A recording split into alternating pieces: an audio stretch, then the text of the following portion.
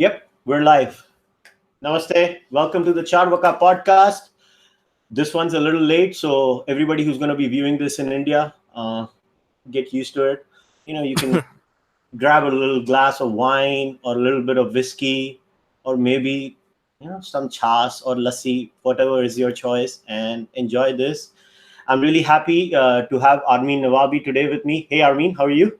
Hey, thanks for having me.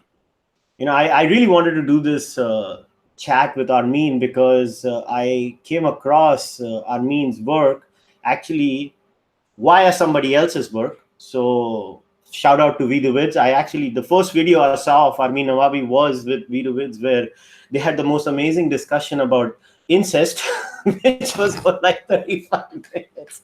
It was a 35-minute deep discussion about incest and its various avatars. So that was interesting. And then I was like, man, I got to have him on my podcast. Who's this guy having so many opinions about incest? So obviously we're not going to be doing incest today. So Armin, once again, thanks a lot for coming. But let's start with this. Why don't you tell everybody who's going to be watching this, because I'm followed by a lot of Hindu atheists, so they may not probably know a lot about you. So let's start with your personal journey. So see, everybody has this tipping point in their life, right, where all of us start religious because we don't have a choice. We are born into a religious family. We're not really given a choice. So we basically stamped with a religious identity or any kind of identity, and then we move forward from there. So in your case, so what was your journey? So how did you become an atheist? Okay. By the way, also shout out to Vidu Viz. He's in the live chat. Oh, he is. Yeah. I'm a big fan of everything he does. Yeah.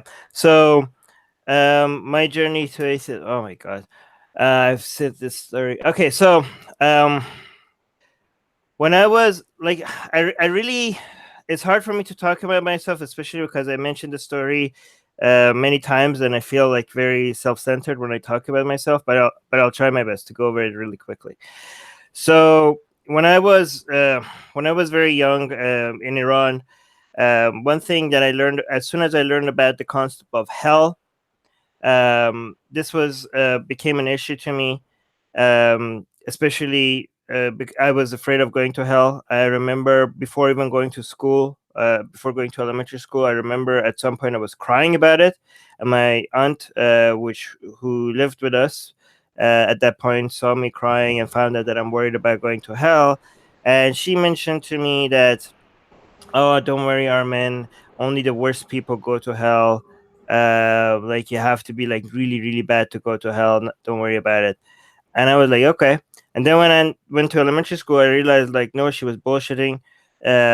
Most people are going to end up in hell. Apparently, even most Muslims are going to end up in hell. Even Muslims that eventually end up in heaven first have to go to hell for thousands of years to pay for some the sins, and then once they get tortured for a couple of thousand years, then they can go to heaven. So almost everybody is going to go to hell a little bit, and like nobody's pure. So like unless you do tawbah right before you die, and you die pure, then there's no sins. Anyways, so that was scary, especially given that I realized my parents are really screwed because I mean, I was a kid. I said like, okay, I could be a good Muslim, do tawbah every 5 minutes to just make sure if I die within those 5 minutes, I don't have to pay for anything.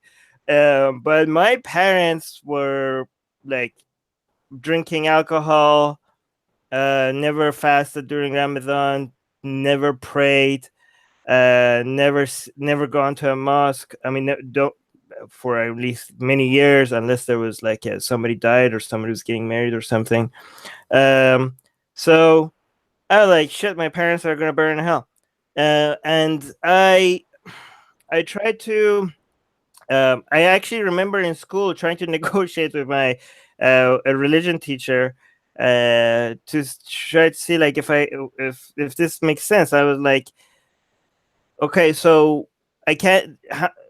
apparently what they were, and I know a lot of Sunnis shit on me and like, oh, this is not Islam. This is only what they told you. Yeah. Okay, but this is what I was told. Okay, this is what I understood as a Muslim kid in school. And just because you have a different brand of bullshit, that doesn't mean, yeah, I'm not saying this is all Islam. Okay, everybody, every time I tell the story, I was like, oh, Armin is criticizing something that is not Islam, whatever.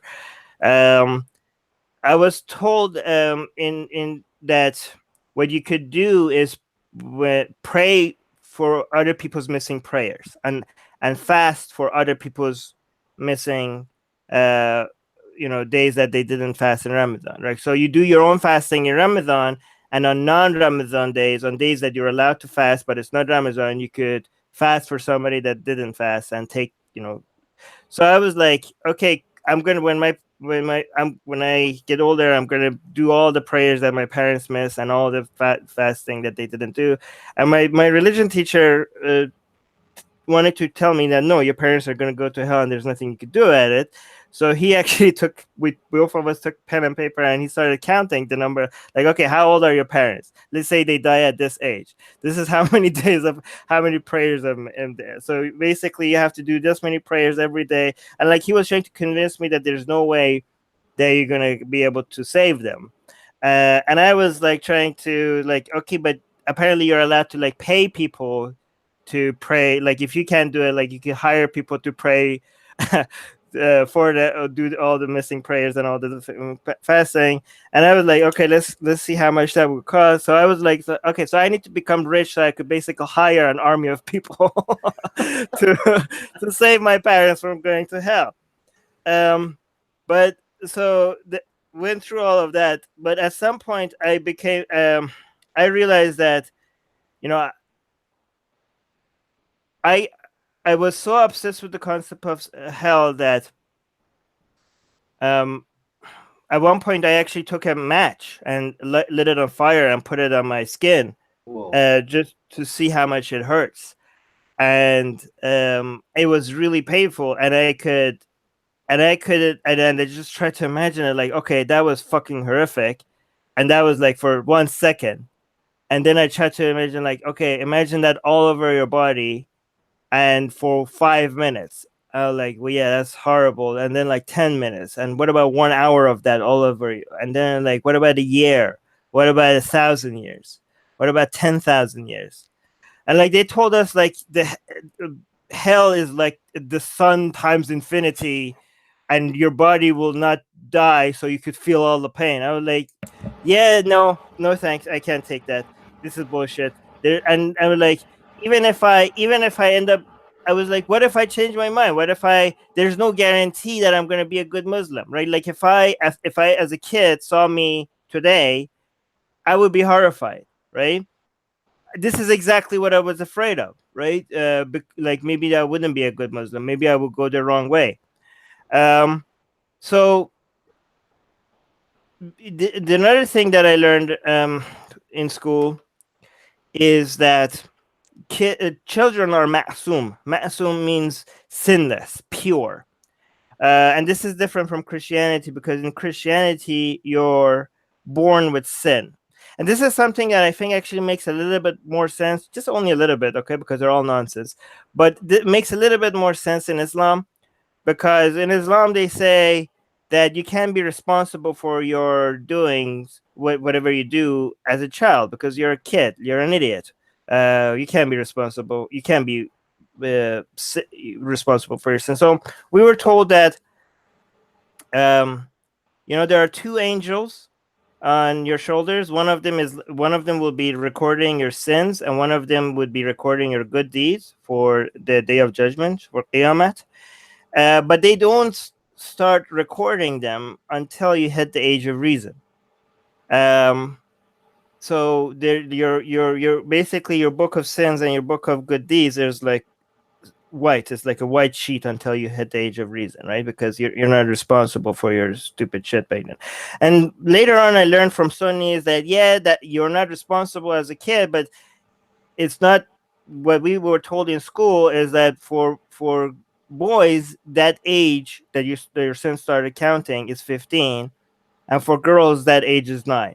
Apparently, some other Muslims are now telling me like, no, it's not like a it's the age of puberty. It's not a hard number like that, but this is how we were told in school. Okay, and it's funny because in school they told us like, look, Islam is very pro woman, because the reason for is 9 for women is because it's teaching you that women are wiser, which is bullshit. I later learned that the age 15 and age 9, it has actually more to do with the age that you could get married rather than any judgment on who's wiser. Wow. Yeah. So 15 and 9, and then so I thought like, okay, so if I die before 15, I die without sin, a guaranteed heaven. And every time I mention this story, a lot of Muslims tell me like, oh, Armin is lying, suicide is a sin in Islam. I like, yeah, suicide is a sin in Islam, but not if you do it as a kid, right? So I thought if I kill myself as a kid, then there's only one destination, heaven, because children can't sin. So why would I stick around and see if I'm going to be a good Muslim or not? Like, who would gamble that? Even this half a percentage, even the slightest chance of burning is enough for me not to take that, not to gamble that, not to take that risk. It's obvious. Like I thought to myself, I found a loophole in the system. Like, right? I thought like, look, nobody asked me if I want to play this game. This is a game that I was forced into playing, and the punishment for losing this game is too high for anyone to take. And I'm just going to quit early. I'm going to be like, no, thank you, I'm out. I don't want to play. I found the get out of jail free card, and I went to my religion teacher. This was now in Iran. There's a period between elementary school and high school, and I was in there, and I went to again to my religion teacher. I was like, yeah, why wouldn't I just kill myself and go to heaven? I just wanted to make sure I got everything right.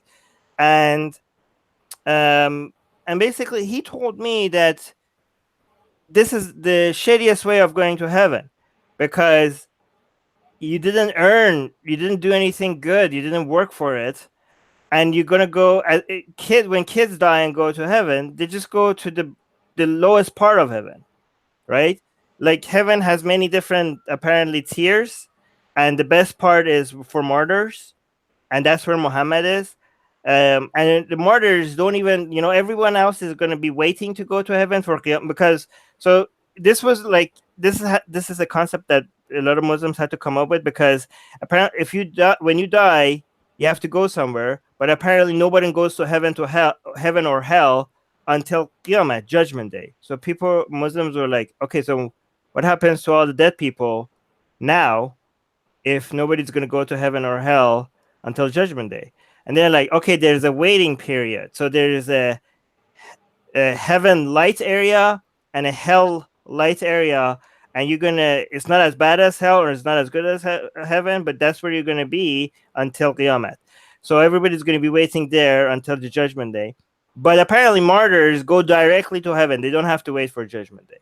And they also go to the best part of heaven, and that's where Muhammad is. So martyrs, this is why a lot of people, when the shaheed, which is a martyr, when you have a martyr, right after they die, they're with Muhammad, which is that's why people celebrate them a lot. Like, my God, they're with Muhammad right now. Imagine that. Wow, that's amazing.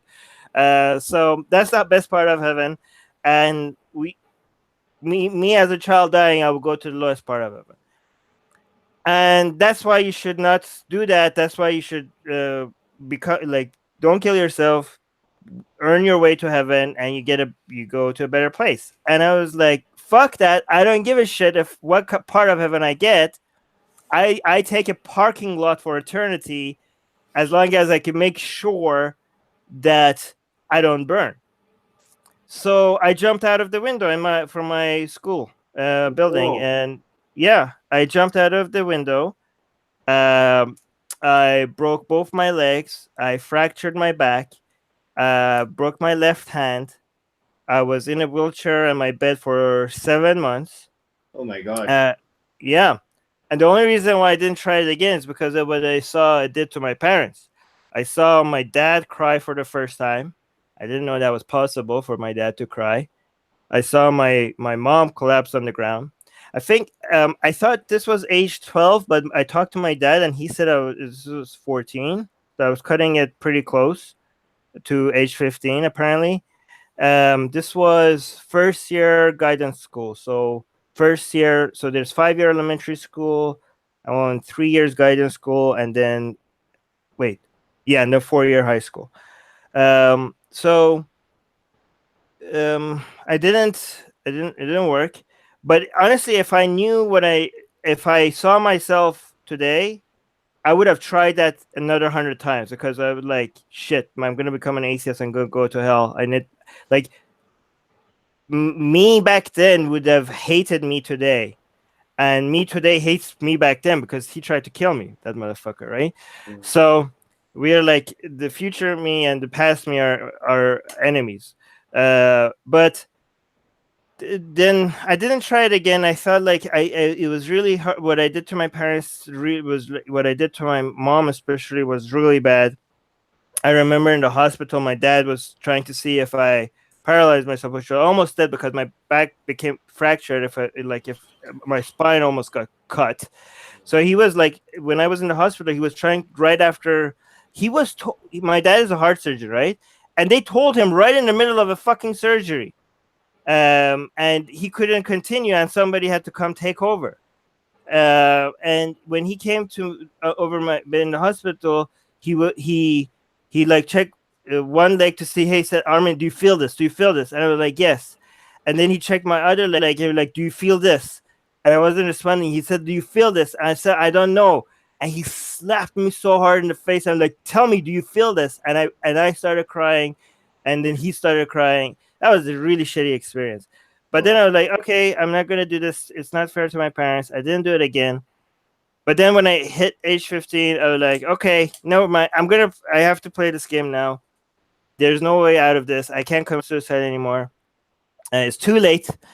So I don't know, how hard could this be? Just um, pray. Like she has cheat. Like they combine the prayers. So instead of five, it's like kind of three. three, yeah. But to pray 3 times a day, um, fast during Amazon, and you're fine. That's all it takes. But I was wrong because this is also this is also the age that you start noticing girls. Um, and like, yeah, this is actually more difficult. That being not sinning is more difficult. The problem is that what you also learn in school is that Allah is not just a tyrant of your actions, he's also a tyrant of your thoughts, right? So you could be doing nothing. You could be like not doing, not approaching girls, not talking to girls, not even looking at girls, keeping your gaze down, like I did every fucking time, because this is how difficult it was. My school, which was Shahid Dasghaib in Shiraz, Iran, was there were two sister schools, two schools with the same branding, but right next to each other, one for boys and the other one separate for girls. But the problem is that the only way to get to your school, the first school was the girls' school, and you go through a ton of girls to get to your school every day. And I was trying to be a very good Muslim, and I always like kept my gaze down every day, trying to go through this, right? Um, and this is like a more liberal part of the city, so none of my classmates were like this. I was like the only crazy one there at that time. But I was trying to not to go to hell. I didn't understand why nobody else around me like was worried about this. Like I don't understand why even today why Muslims are not worried about this. Like if I went to you and say like, hey, there's a chance 2 years from now, this bunch of dudes are gonna come and kick the shit out of you for about an hour. You're gonna be nervous for the next 2 years. You're gonna do like, okay, I need security. Who are these people? Like, can you like you're gonna do everything you can to make sure this doesn't happen, right? Or if you're on death row, right? Yeah, you're gonna be nervous the entire time. But all these Muslims and all these Christians are told like, hey, there's a chance you're gonna burn forever or a couple of years, and they don't seem to be worried. I don't understand why they're not worried. Like everybody seems to be worried about like their careers, their grades, their party that they're going to next week.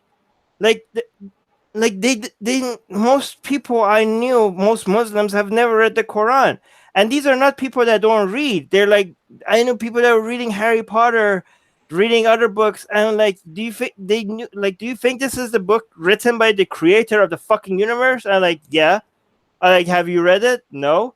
Like, why not? Like, I don't understand.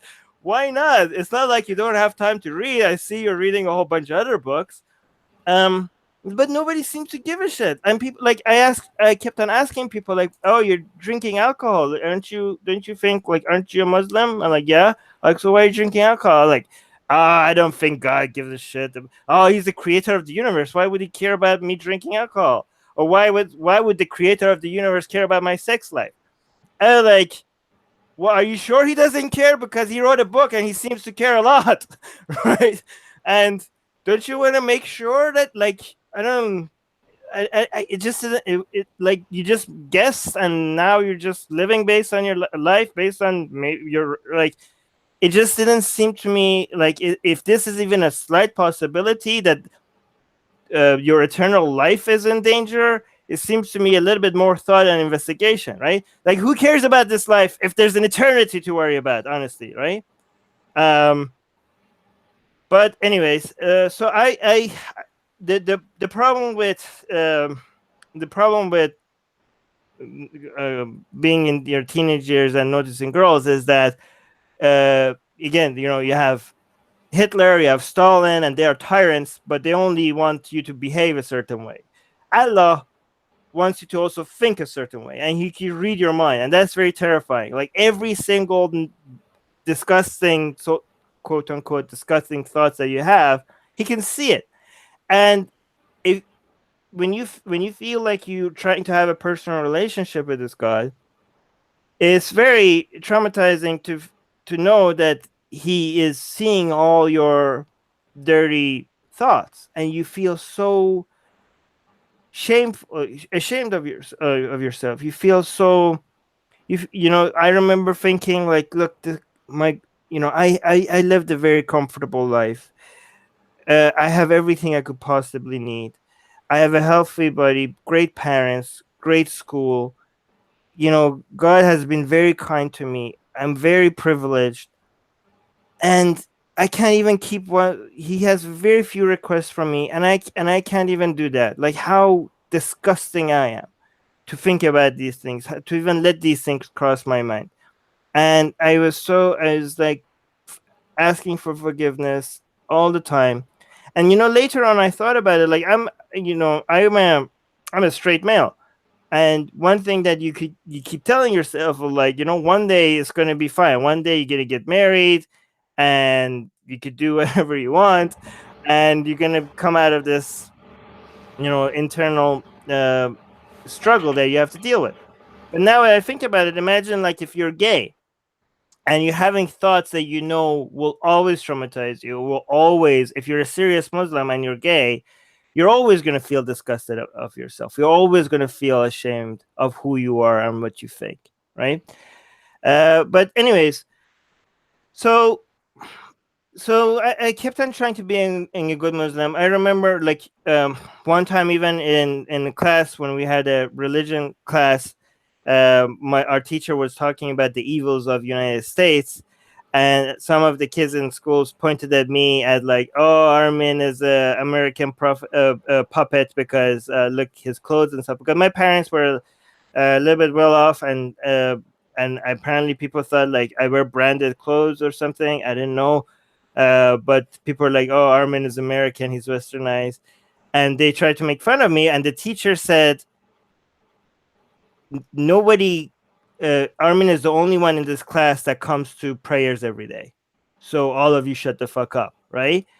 And I felt really proud. Like I was like, "Yeah, bitches, I'm the only." I was like, "This is." I honestly felt like at that point I was like, "Yeah, somebody who's noticed." Like it felt really good to be recognized as like that, right? And everybody did shut up when he said that, right? So, um, but um, but at some point, the whole idea of hell came back to me. Um, Especially when because my parents, I tried to get my parents to become, my dad to stop drinking alcohol, my mom to start praying, and they found it extremely annoying. I started growing a beard, and they kept on making fun of me, saying, "Oh, we have a basiji in our home." And but then this whole idea of you know burning in hell kept coming back to me, and I remember even thinking about all the people on the TV, because we watched BBC, we watched American movies. Everybody, the first religion was Islam. Everyone's second religion was soccer, and everybody was obsessed with that.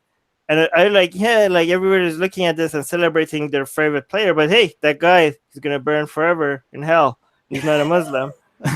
Right? Like nobody's why is nobody thinking about that? Like everybody's cheering that, but they're not thinking about that. Oh, that poor guy is gonna burn in hell forever. Like, why is nobody thinking about this stuff? um at some point I was like, this can't be right. I mean, this is not fair. Look at all these people. They seem like good people. Like, do you think, like, I even asked my teacher, like, look, you remember the movie? I don't know if you see the movie they made about Prophet Muhammad, the message or the messenger. I know there was this American movie about Prophet Muhammad, and they seem to be celebrating him. And I even remember asking my religious teacher, like, how could these people go to hell? Oh, you say all Americans are gonna go to hell? Look, they even made the movie celebrating Prophet Muhammad. I like, no, this is all bullshit. She said, like, this is all Americans only care about profit. This is about making money. It has nothing to do with Muhammad. They're all gonna go to hell. Except apparently they celebrated. They kept on telling us that, oh, there's the black people in America are becoming Muslim because they're very that's, and they celebrated that. They didn't tell us that they're not Shia Muslim, right? Also they never told us that Palestinians are not Shia Muslims either. We kept on fight. These are things that, like, they never mentioned to us, because um but so at some point I started studying, decided to study other religions. And like, there is no way all these people are going to go to hell, right? I'm pretty sure there's something in these religions that makes them like kind of Islam, maybe Islam light. um Maybe so I like, if I study this, like, how could all these religions be so evil for them to be um word. I like, okay, so we were also told that people that haven't heard about Islam would not go to hell, right? Because they never had the opportunity to learn about Islam. I'm like, look, most of these people haven't heard about Islam. They told me, no, that was before. Now with the age of internet and TV and everything, everybody has heard about Islam. So there's, unless you're in a Amazon somewhere and you're like a tribe that is separate from the rest of the society, you have no excuses. You have to be a Muslim. So I went to the school library and I picked a book called The History. I wish I knew. I took a picture or remembered the author or something, but I remember it was a translation of a Russian book, and it was about the history of religion. And I don't know how these books get approved. I don't think anybody reads them before approves them, because this is like seemed like a very atheistic book to me. Now that I think about it, because it kept the way when I picked up reading it. When I picked it up, I didn't think it was. I didn't know what I was getting into. But then it started talking about cavemen and how religion started. And I don't know if the book was accurate or not, But all the stuff that is said, it kept on making me feel like the religions, at least that this book is talking about, seem to be like people just trying to coping with things or trying to making stuff up. And the more and more you get into it, once it gets to ancient Egypt and other more advanced religions, it seem to be like more like a political tool with agendas and people just borrowing from each other and changing it up a little bit. And like, yeah, this seems all made up. Where's like Adam and Eve and stuff? Like, we were told religion starts with Adam and Eve. Like, seems like, but then when I studied the history of religion, it seems like Abrahamic religion started way like later. Like, for us, it seems like ancient history, but if you look at 10,000-year history, it seems like this whole concept of Adam and Eve is relatively new if you take all of history into account. And I was like, wait, is my religion made up? And I was like, how come I never thought about this? And I was even surprised that I never even considered that. And I was like, wait, at what point did I even decide that this is real? Like, how I tried to remember like what even convinced me, and I couldn't remember. Like, wait, did I just accept this as given? And I was like, am I going crazy? Like, because I didn't know any atheists. I didn't know anybody that even doubted any of this, right?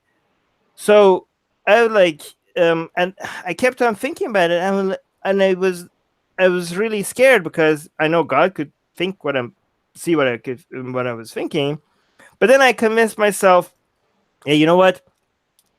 This is fine. I'm gonna investigate. I'm gonna think about this because if it makes sense, I'm gonna come to the right conclusion, right? Yeah, it doesn't matter. And I got the license to do this as well because at one point our religion teacher said that doubt is good.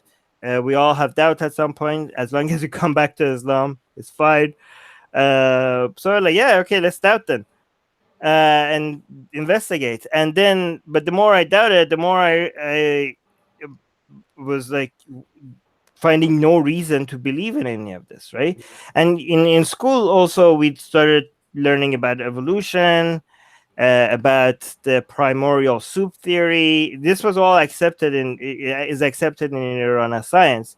There's, I was actually even surprised to a lot of people are surprised that in Iran they teach evolution, but there was never anything against evolution in Iran, right? There is accepted science. They just say like, yeah, that's just God, how God did things. This whole Adam coming from mud and stuff, that's just metaphor. So I was even surprised to know that a lot of Muslims actually don't believe in evolution. When I found that out after leaving Iran.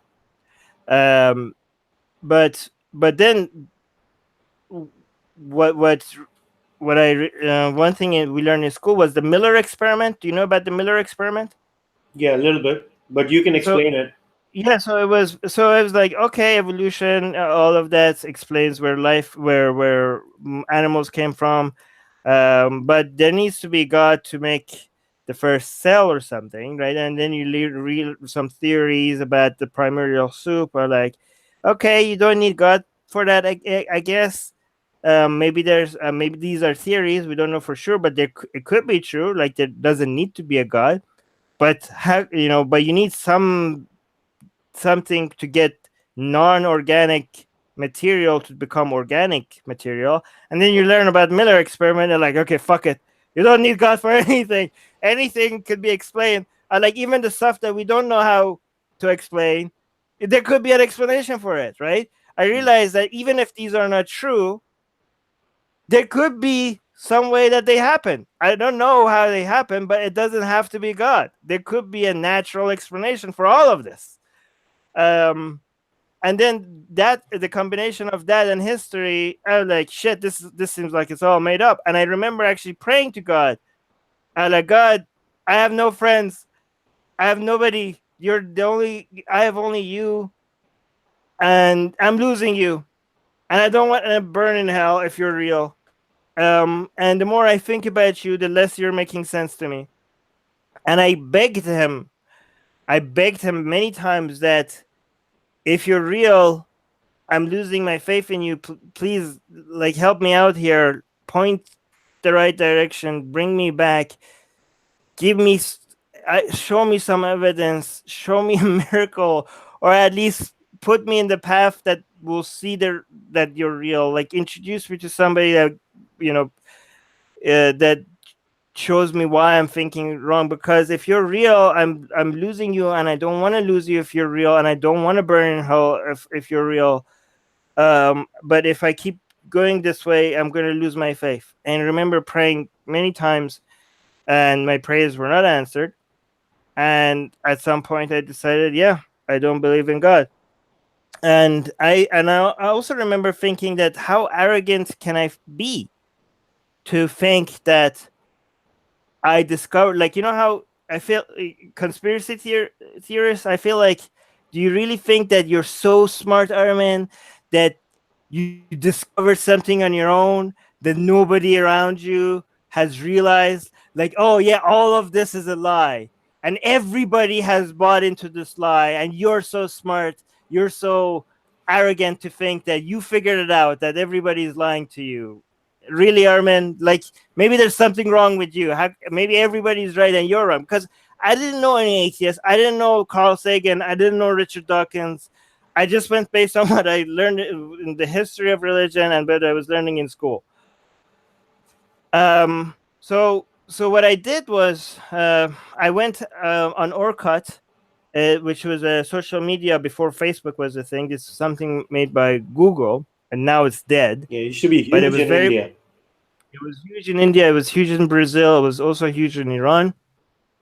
And I made an online community for Iranian atheists, and just to see if I could find like maybe 2 or 3 other people that maybe agree with me.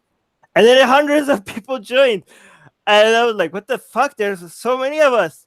And we were so surprised. A lot of us were so surprised, like, holy shit, there's so many of us. And that gave me some sense that, maybe I'm onto something. There are other people that think the same way. But most of their path to atheism was a bit different from me. Most of them started talking about the Quran, and like they kept on exchanging verses from the Quran that they found with each other. They were like, "Did you know this was in there? Did you know this was in there?" And so there, it seems like that was most of their path to atheism. But it was okay. I accepted it. I was like, I've read the Quran before, like many times, but I never thought about it the way that they were talking about it until that point. And I was like, we recite the Quran mostly rather than read the translation and think about it, right? Yeah. But one verse that really, really made me like, think about how horrific the Quran was the verse that mentioned that married women are forbidden to you, of course, except. I'm like, what? Except, like, what kind of what's the scenario where married woman is not forbidden to you? How is that possible? This isn't the Quran. And like, except if you capture them in war. I'm like, no, that's not there. I have a Quran right here. That's not there. And I picked up a Quran and I looked at it. I'm like, holy fucking shit! How did I not know this is there? How did I miss this? The people not know this is there? Like, everybody has a Quran in their house? How could we not know? How is this such a hidden secret? Because I'm pretty sure nobody's cool with this. Like, nobody could be cool with this. But we kept on sharing example. But this was after I was already an atheist, right? The horrific parts of the Quran was not what made me an atheist. The lack of evidence for a belief in God was what made me an atheist. These were just shitting on Islam was something. A lot of people think that, oh, you find Islam problematic and you didn't understand it, and that's why you left Islam. I was like, no, God himself for me was the issue, and the lack of evidence for it. Anyways, that was my very long. Sorry, I tried to keep it short, but it didn't. I failed at it. Sorry about that. No, I went actually, off. I actually want to unpack a few things from that. So it's very interesting. So your whole attempt to be a good Muslim was actually a kind of a Pascal's wager, from what I've understood. That you basically were assuming that if there is a hell, I just want to make sure that I don't go there. Just like Pascal when he said, I don't know if a heaven exists or not, but might as well believe in Christianity. If it doesn't exist, it doesn't matter. But if it does, I'm not going to go to hell. So But Pascal's wager, no, I made sense. Pascal didn't make sense. yeah, he doesn't make sense. You were trying to be. I mean, No. you were trying to. You were trying too hard to be a good Muslim, is what I understand from this. Yeah, it's just too much of an attempt to be a good Muslim. But how could you not? I mean, who cares about your temporary life when you have eternity to worry about? I mean, a lot of people say like, Armin, your what you did does not reflect Islam because that's fucking insane. You don't see Muslim jumping off rooftops to go to heaven. I like, yeah, but the problem is that if the premises are true, what I did made sense, right?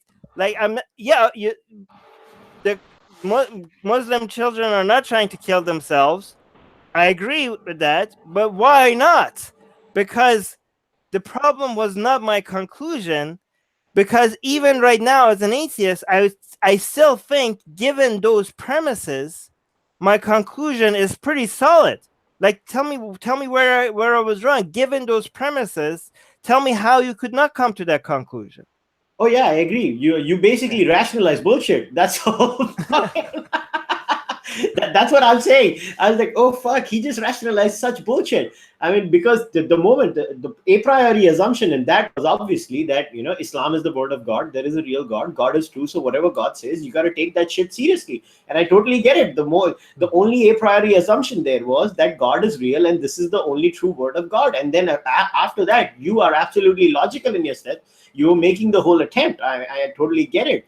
But Right. then.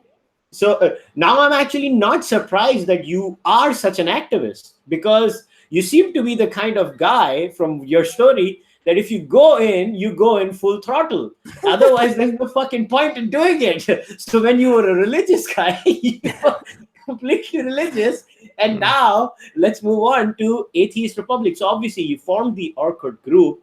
Now today you run probably the largest atheistic organization in the world.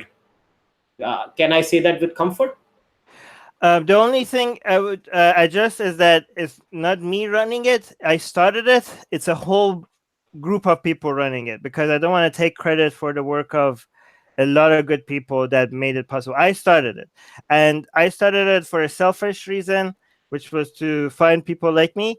So on Orkut, I first started a group for just Iranian atheists, but then I thought, like, okay, we're so happy to find each other. This can't be just Iranian atheists. There must be more people out there other than Iranians that would benefit from knowing that there's a whole bunch of other atheists out there. So I started Atheist Republic on Orkut.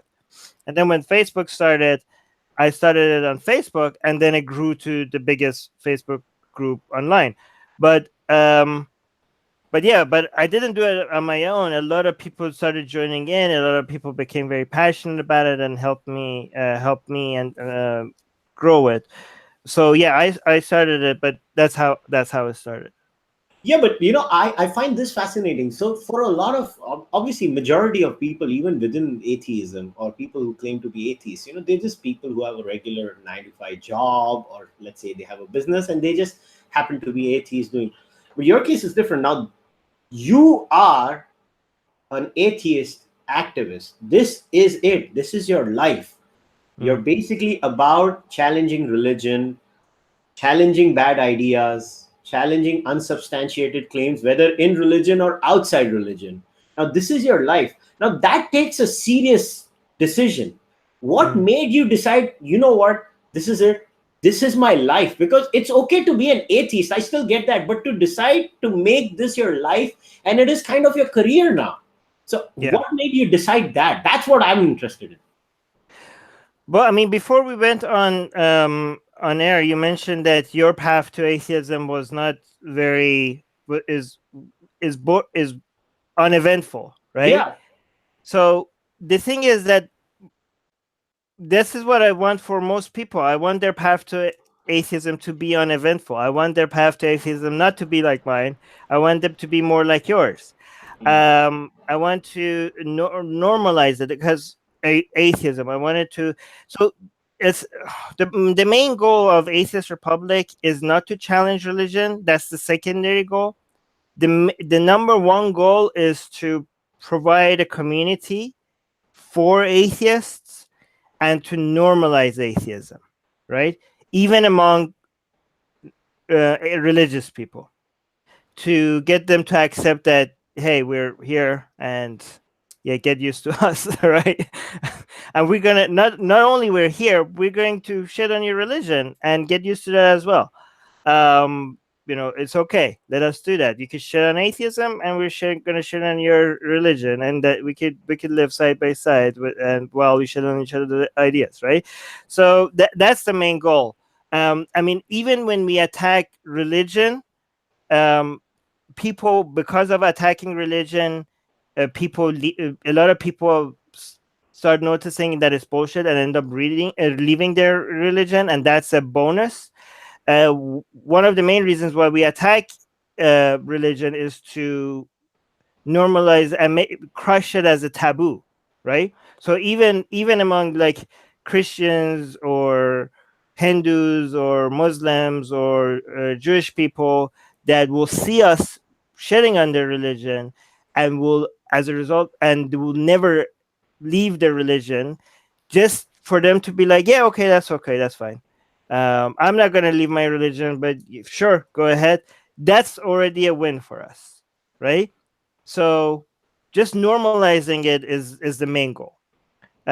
We just want to be able to, in places where just being an atheist is a crime, we want to normalize atheism, and in places where being atheist is okay, but respecting religion is a necessity, we want to be like, no, we don't. Sorry, we don't want to do that. We want to shit on any idea we want. We want to normalize that as well. So that's the main goal. But obviously, we're not against reaching out to people and trying to convince them out of the religion. That's definitely a goal that we have. It's a second goal that we have, and we don't see anything wrong with that. A lot of people are like, oh, you're just like the Christians and the Muslims that are trying to preach Islam and Christianity. Why would we want to become like them? And like, we're not against Muslims preaching Islam. We're not against Christians preaching Christianity. We're against not being able to respond. We will not only want to allow Muslims to preach Islam or Christians preaching Christianity, we would want to fight people that try to silence them. Like, if there's any laws against Muslims preaching Islam or any laws against Christians preaching Christianity, we will join the Christians and Muslims and fight against those laws. The problem with Islam especially is not that the mullahs and the imams get to preach Islam. The problem in many places that we don't get to respond to their nonsense, right? We just like, let us fight back against whatever you're saying. That's all we are demanding. There's people say, oh, you're now an atheist evangelist, you're preaching atheism. They're like, we're spreading ideas. We're fighting against bullshit. Like, if somebody is saying vaccines cause autism, and other people go out there and be like, no, it doesn't. Are you telling them that they shouldn't be preaching that? What the hell? Like, if there's bullshit out there needs to be a response to it. Why not? A lot of people are like, oh, let people believe whatever they want. And like, when did we force them to not believe what they want? Do you think inviting people to reconsider their ideas is not letting them believe in Islam? Like, first of all, we're not forcing them to consume our content. We're not forcing them to listen to us. Anybody that sees our content is coming to us. They're curious enough to come check us out. We're not forcing anything. In fact, if you if you stop us from reaching out to them, you are the people that are not letting them believe what they want, because a lot of people didn't even know that they have an option. Like if you think Islam is the only way and there's no other option, you are not being let to believe what you want, because you've only been introduced to one thing. We are, if we introduce you to multiple to other alternatives, we are the people that are letting you choose, right? We are giving you multiple options. That's the way that you let people believe what they want. No, that's a fair analogy, and you raised a very interesting point that the biggest reason why you started Atheist Republic and now you have spread across the world was creating a sense of community. Now, why I find this fascinating, I'll tell you why. Because I never found myself, or I mean, I know many Hindu atheists in my life, but at least in the Hindu community that I have been around, there was never a sense of lack of community. Because, I mean, if somebody came to me and asked me what your community is, I'll be like, Hindus. I mean, it Right. doesn't matter whether they believe in a god or they don't believe in a god, you know. And for me, the definition of a Hindu is a geographical identity. So for me, even Muslims and Christians in India are geographical Hindus. They just seem to believe something else. But what I found this very interesting thing is when people from Abrahamic religions, they tend to uh, reject their faith, or say, I don't buy this claim anymore, there seems to be abandonment at a very high level. And obviously, I was also looking at the ex-Muslims of North America, and kudos to you guys, because what you guys are doing is such a great service to a lot of atheists. Because when losing a community could be basically losing everything in your life. They just knock the wind out of your sails.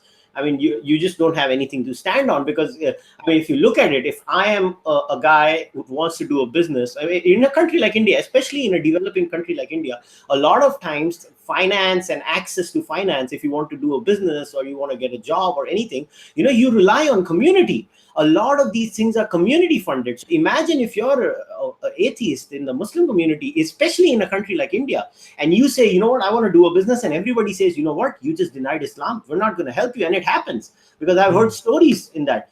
So kudos to you. But when it comes to community building, so are you guys in the Atheist Republic, are you guys now looking at tangible offline communities, where not just online communities? The first step is obviously you find a Facebook page, or you Oh, find yeah. individual areas. You can dilute them down to city-based Facebook pages.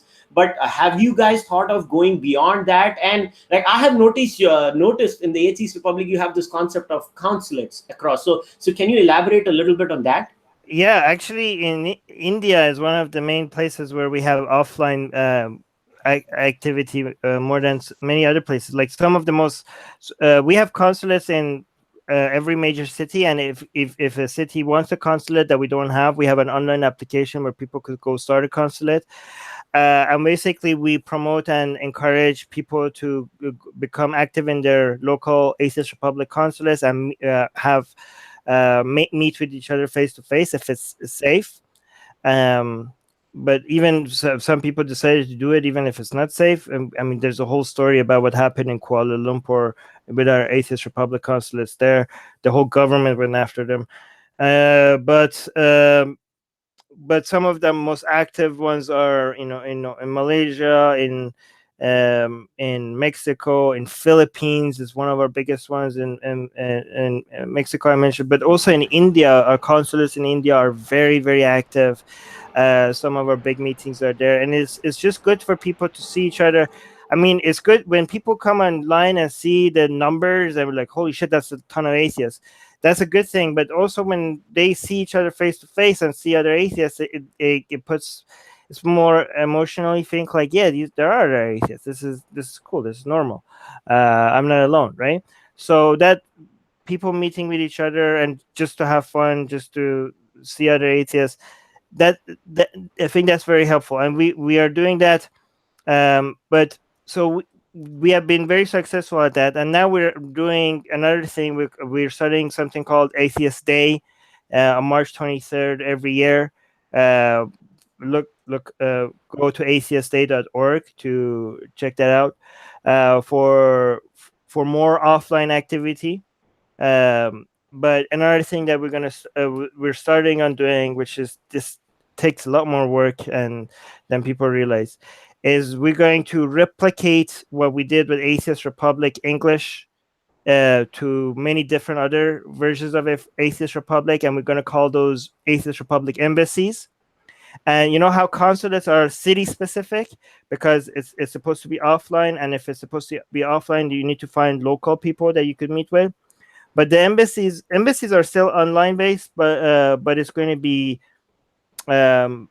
basically duplicating Atheist Republic in different languages, like Atheist Republic Persian, Atheist Republic in Hindi, Atheist Republic in Tagalog, Atheist Republic in Malay, Atheist Republic in Urdu, or Spanish or whatever, and it's going to be targeted to a certain demographic or a certain country, and it's going to be basically we have to rebuild everything. We have to rebuild the podcast, specifically in Urdu, for example, the newsletter, the Facebook page, a YouTube channel.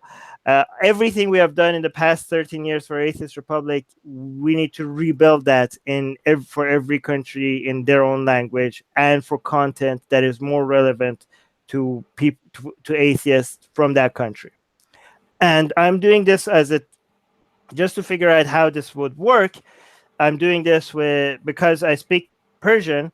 I'm trying to slowly experiment this in Persian. So I'm created a Atheist Republic called Jomhuriya Bi Khodayan, YouTube in Persian, channel in Persian, and we're doing weekly shows there.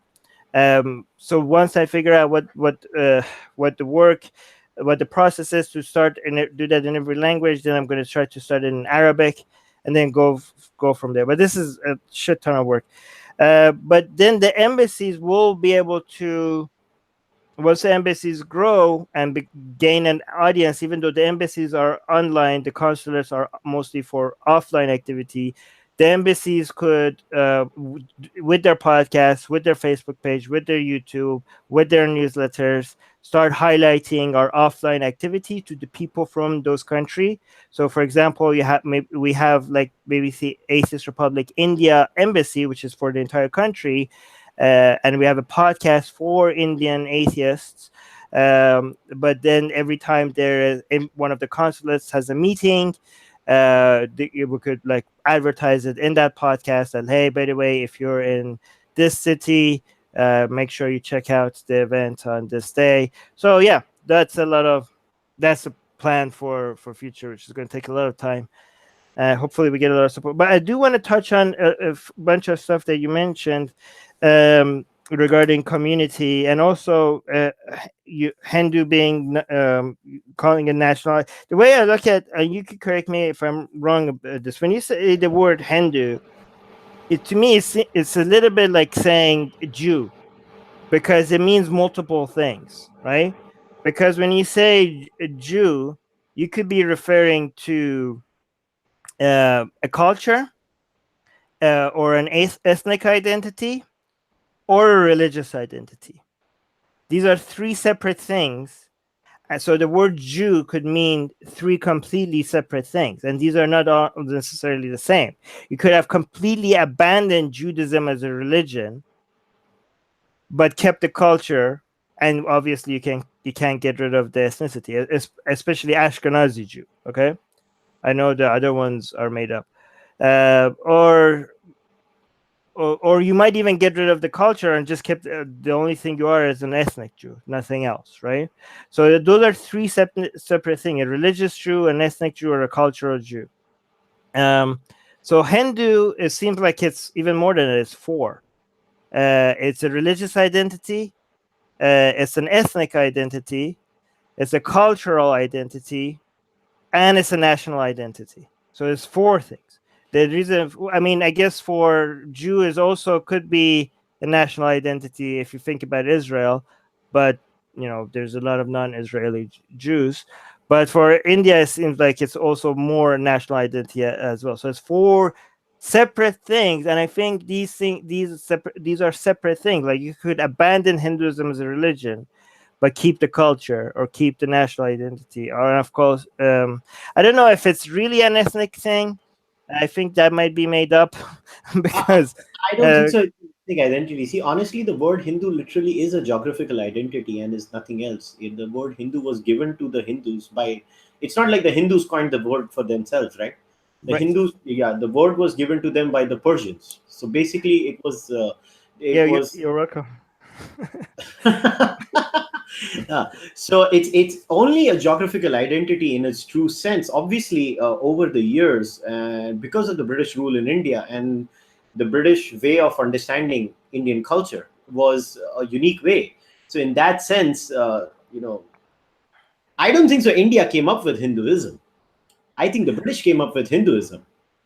I think what India had was different. I always say this: India had small sects.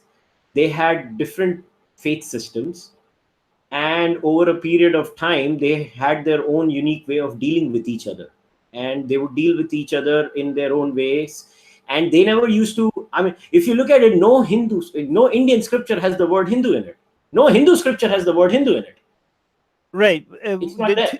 Two things though, but whatever something originally is doesn't mean that it's always that original thing, right? But It even could the change. Hindus don't consider it as a religious identity primarily. I'm not talking about the Hindu who has not read anything, but any Right. reasonably, when we talk about this, we have to assume a reasonable level of knowledge about the faith or about the country. So even if you ask anyone, they would not say it's a religious identity. They would say I it's. ask I ask a lot of Hindus, and they think it's a religious. It seems to me more atheist Hindu think it's not a religious identity, but the practicing, believing Hindus. They're just used to the word Hindu because it's been parodied around all the time.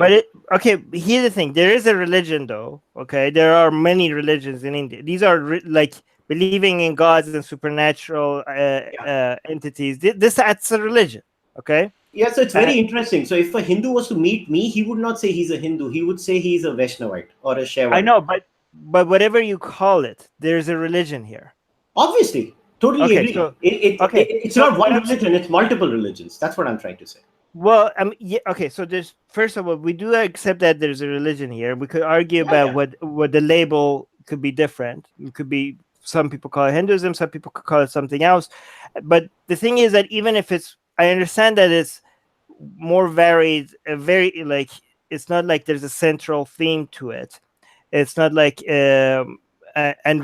all the religions and practices in India are way more varied than people from Abrahamic religions are used to. Like it's not like the way I understand the way that I studied it a couple of years ago is that if you look at Abrahamic religions like a tree where there's a core belief and there's a whole bunch of different branches coming out of it, Shia, Sunni, different branches, Shias, whatever.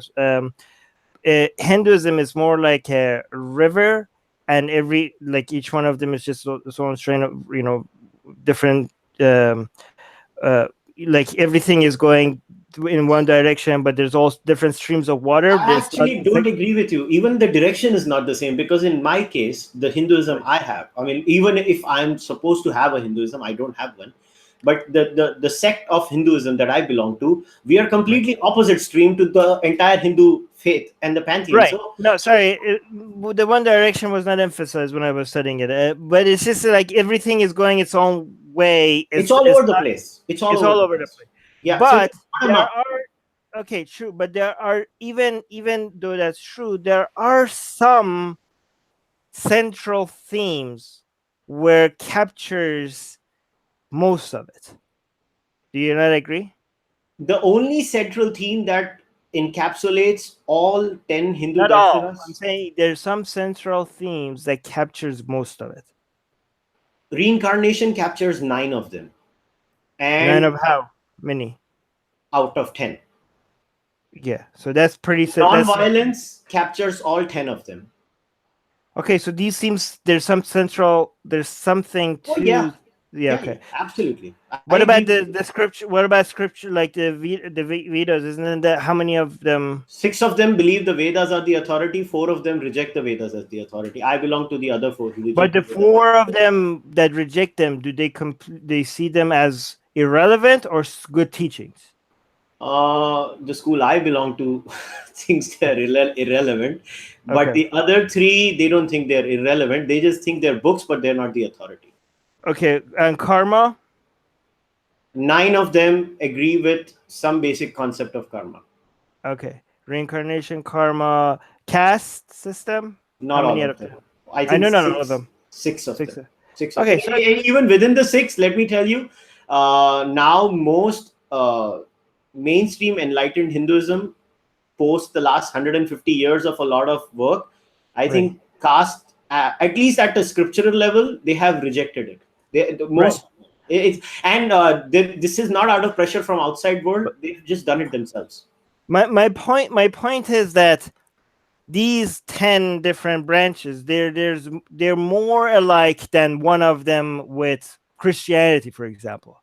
You know what I mean? Like they are not so different that one of these 10 is as different with the rest of 9 of them that as one of these 10 is with, for example, Christianity. Do you know what I mean? Absolutely, absolutely. Okay. So yeah, so there is some way that you could put all of these in one Yeah, so category. that terminology, if you would ask a Hindu, they would use something which they in Sanskrit they call Sanatan Dharma. They call it Sanatan Dharma. So they say it's all Okay, Sanatan. And you but know why they say us it? normies can call it Hinduism. That's Yeah, okay, yeah, yeah, yeah, right? absolutely. But I'm just saying that if you were to, so let's say if two Muslims were having a conversation, right? They would not use the Muslim ideal, the terminology. They would say Shia, Sunni, Ahmadi, Bora, that kind of a thing. They would go into the minutiae. So and Hindus, anyways, now there is a sort of movement in India where Hindus don't want to use a lot of time. They don't want to use the Hindu tag too. They believe it's a tag, not it's not a tag that they got it, and they use Sanatan Dharma. Most of the practicing Hindus now, they so say he Sanatan Dharma. so here's where I get in trouble. As an atheist activist, I want to call bullshit on all 10 of them. But how can you call bullshit on all 10 of them, because one of them is atheism? One of them is atheist. Well then it's atheism. Then why why is it anything else other than atheism?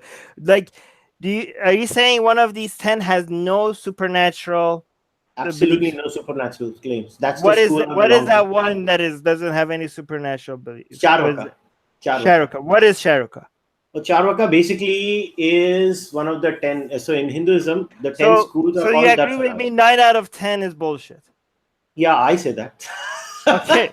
Okay, so we get so 9 out of 10 of the set of ideas that are associated with Not all Hinduism of them. is So some of the claims they make are not something that I agree with. They claim about reincarnation. I don't agree with it.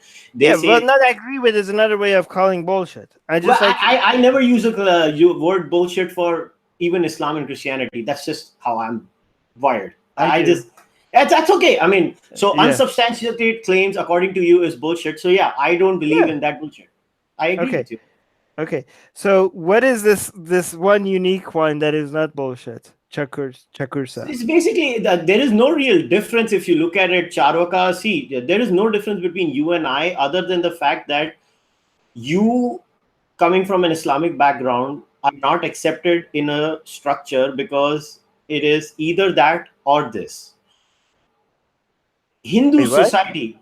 So you're not allowed to. Atheism is not legitimately allowed in Islamic doctrine, right? Hindu, Yeah. right? And the way the Hindu epistemology is structured, right? Hindu epistemology is structured basically on what they call 6 pramanas. So there are different kinds of pramanas, and different schools have different claims. So the Charvaka school only believes in perception, that is direct and indirect perception. There are two kinds of perception, right? So direct perception would be my senses directly looking outside and feeling what is happening, and an indirect perception would be something that's happening in my brain post the event. So they only believe in seeing is believing, and even if you can infer about something, the Charvakas, the Hindu school of Charvakas, they say inference also has to be subject to perception eventually, otherwise inference itself is not valid. But different schools have different claims in Hinduism. Let's say Advaita Vedanta, right? They believe in all the 6 epistemologies, which would be perception, inference, comparison, analogy, verbal testimony, Like most Hindu schools, at least 6 of them say verbal testimony is valid. So if a senior Pandit, like the Vedic Rishi, if he has said something, we are supposed to believe them because they are, very intelligent people. Now, a Cārvāka like me would be like, no, that's bullshit. Okay, so thank you for adopting my way of calling things bullshit. Okay, so there's no supernatural belief in what is it? Cārvāka. Cārvāka. There's no supernatural belief, so it's a belief system based on the way of analyzing information. Is that what? Yeah, basically materialism. It's a pure materialistic, hedonistic school. So why do we even, when I shit on Hinduism, if this is, why do we even put it under the umbrella of Hinduism then? Because that's the thing. Last time when we were on Waleed's podcast, I really did not push back on this issue, because as a Hindu, when I don't have a problem, why should I deal with it? I mean, it's for the Muslims and the Christians to deal with it, right? They have a problem apparently because their co-passengers in the journey of Islam say you cannot say God is not real and be a Muslim. That's a precondition. In Hinduism, belief in a god or a deity or in any kind of belief is not the precondition. The precondition is mutual respect, reciprocity, non-violence. That's the precondition. Yeah, but that doesn't give them much credit, because those 9 out of 10 ones, they believe in a different kind of bullshit, even if they don't have. Yeah, so we will call bullshit under supernatural belief, whether or not they accept atheists or not. Okay, whether or not there's a precondition for believing in God or not. I mean, there's a lot of other, looking at palm reading doesn't require belief in God. That doesn't mean it's not bullshit, right?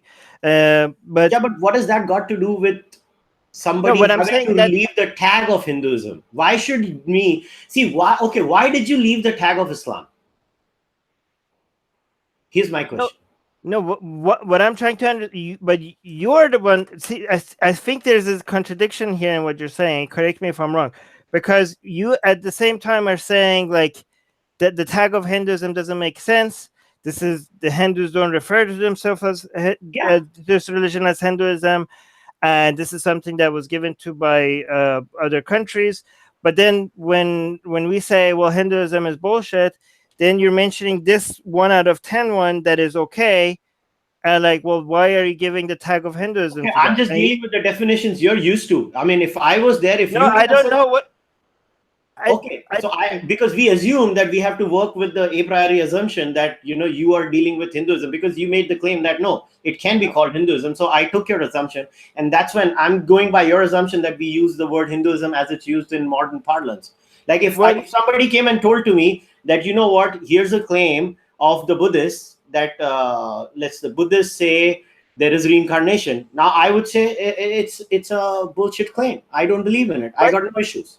But you're at the same time saying that we shouldn't put the tag of Hinduism on this. And when we say Hinduism is bullshit, you also say, well, this one is not bullshit. Well, but not all of it. That's what I'm saying. No, but how is it not all of them? If this one, if it doesn't deserve the tag of Hinduism, then maybe it does deserve the tag of Hinduism, the geographical identity, nothing else. Well, okay, so Hinduism could Hinduism could mean different things to different people, right?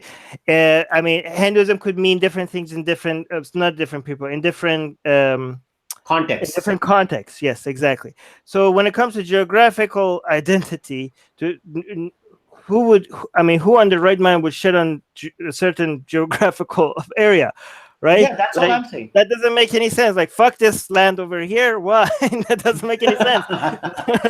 No, obviously, when you're shedding on Hinduism, you're shedding on a certain certain ideas. And if you say that this certain ideas has no supernatural belief in it, and my definition of Hinduism, or the definition that maybe we could agree on or not agree on, requires some supernatural elements in it, well, then this one doesn't make the cut. Then this 1 out of 10 is outside of that category. Yeah. I mean, I still don't understand it. Obviously, what it is, I have to look into it. But it doesn't seem like, based on what we understand Hinduism to be, wrongfully or rightly, whatever, we could maybe disagree on the definition, but we have to understand what we're shitting on is belief in deities, belief in reincarnation, belief in karma, belief in the caste system. That is what we're criticizing. We could We're on the argue same page. we could argue semantics and decide whether Hinduism is the right definition for all of that or not. But if we understand that this is what we're criticizing, me and you could agree on, like, hey, well, these ideas are nonsense, right? Absolutely. We have no disagreement on what we are supposed to criticize. Right. The only difference of opinion is that I am criticizing it as a part of the community. It's just there are different schools within the larger rubric. So what I always say is, if I was to give it any analogy, I would say it's like an Android platform. And on the platform, there are different applications. Those different applications make different claims. The application that I belong to, the Cārvākas, they are materialist hedonists who do not believe in any supernatural deities or do not have any booga booga claims. And we call out, we call the shit out on every other school. So it's basically because the premise on which most philosophies in Hinduism are based is they don't. I'm sure you are used to with the Christian dialectic and the Muslim dialectic, right? The Muslim and the Christian dialectic it's either true or false. There is no in between area, right? But I agree with that. There is no in between area, true or false. Well, at the quantum level, we never know. It's all in probabilities, right? So it's all in probabilities because we don't have absolute knowledge. No, just because. Yeah, go on. Sorry. So what the Hindu epistemology? So I'm trying to explain the Hindu dialectic to you, even the theistic dialectic, by the way.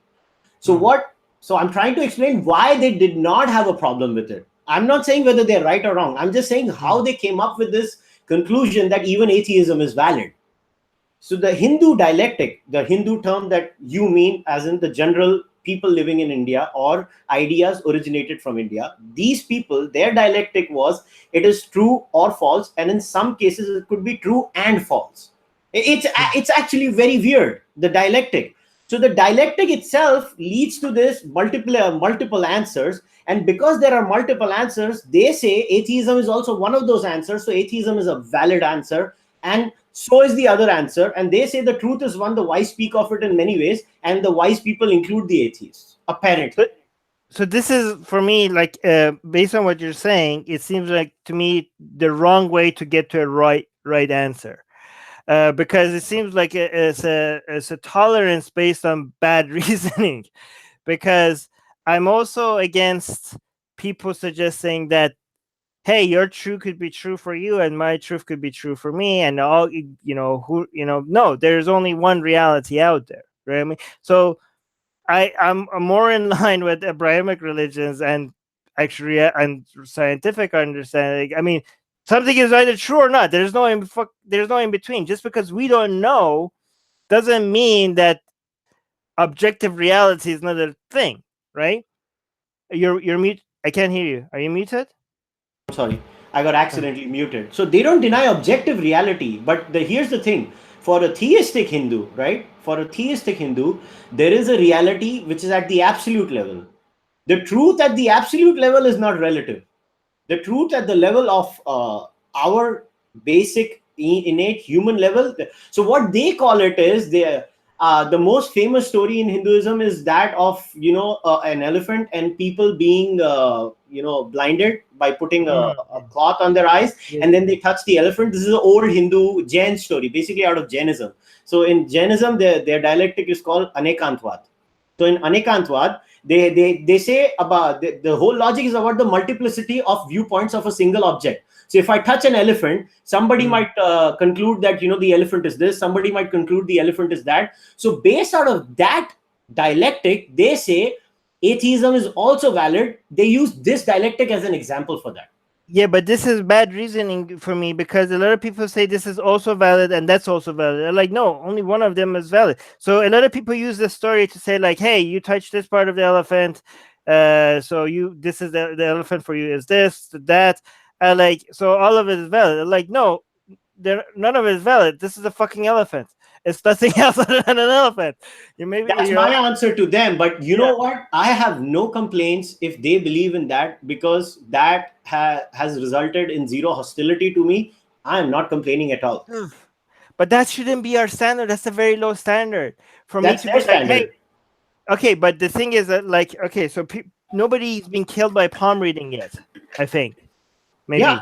All right, but palm reading, I call bullshit out of palm reading, even though the palm readers don't go out and so kill people. they're not saying you can't call bullshit on it. Yeah, but even that, okay. So good job on allowing me to call bullshit on it, but that's also a very low standard. I think you know what I mean. The fact so palm readers also are not going out and hunting down people that are calling out bullshit on palm reading.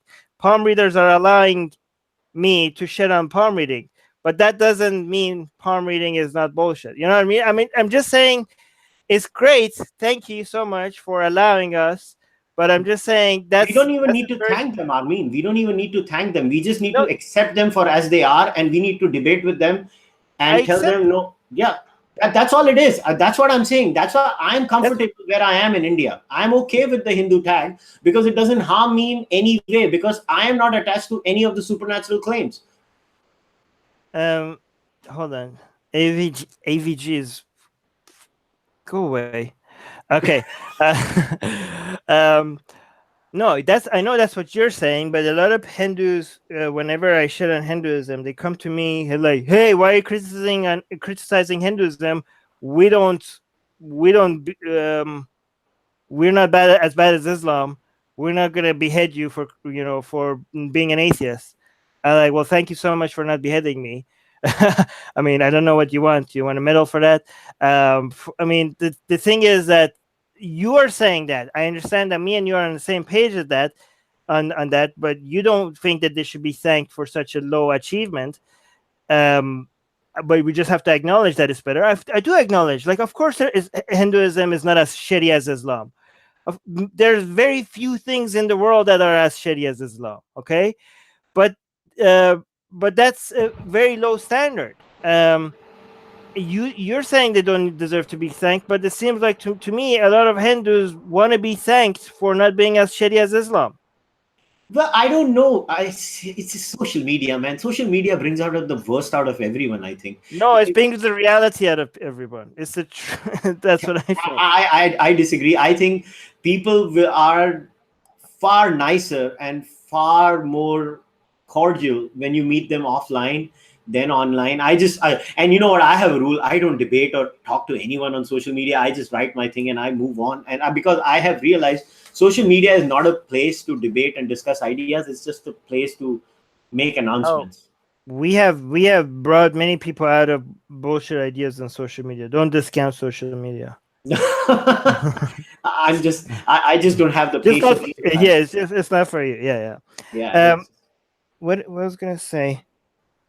Oh yeah. So one thing also was going to say about you mentioned atheists being a community.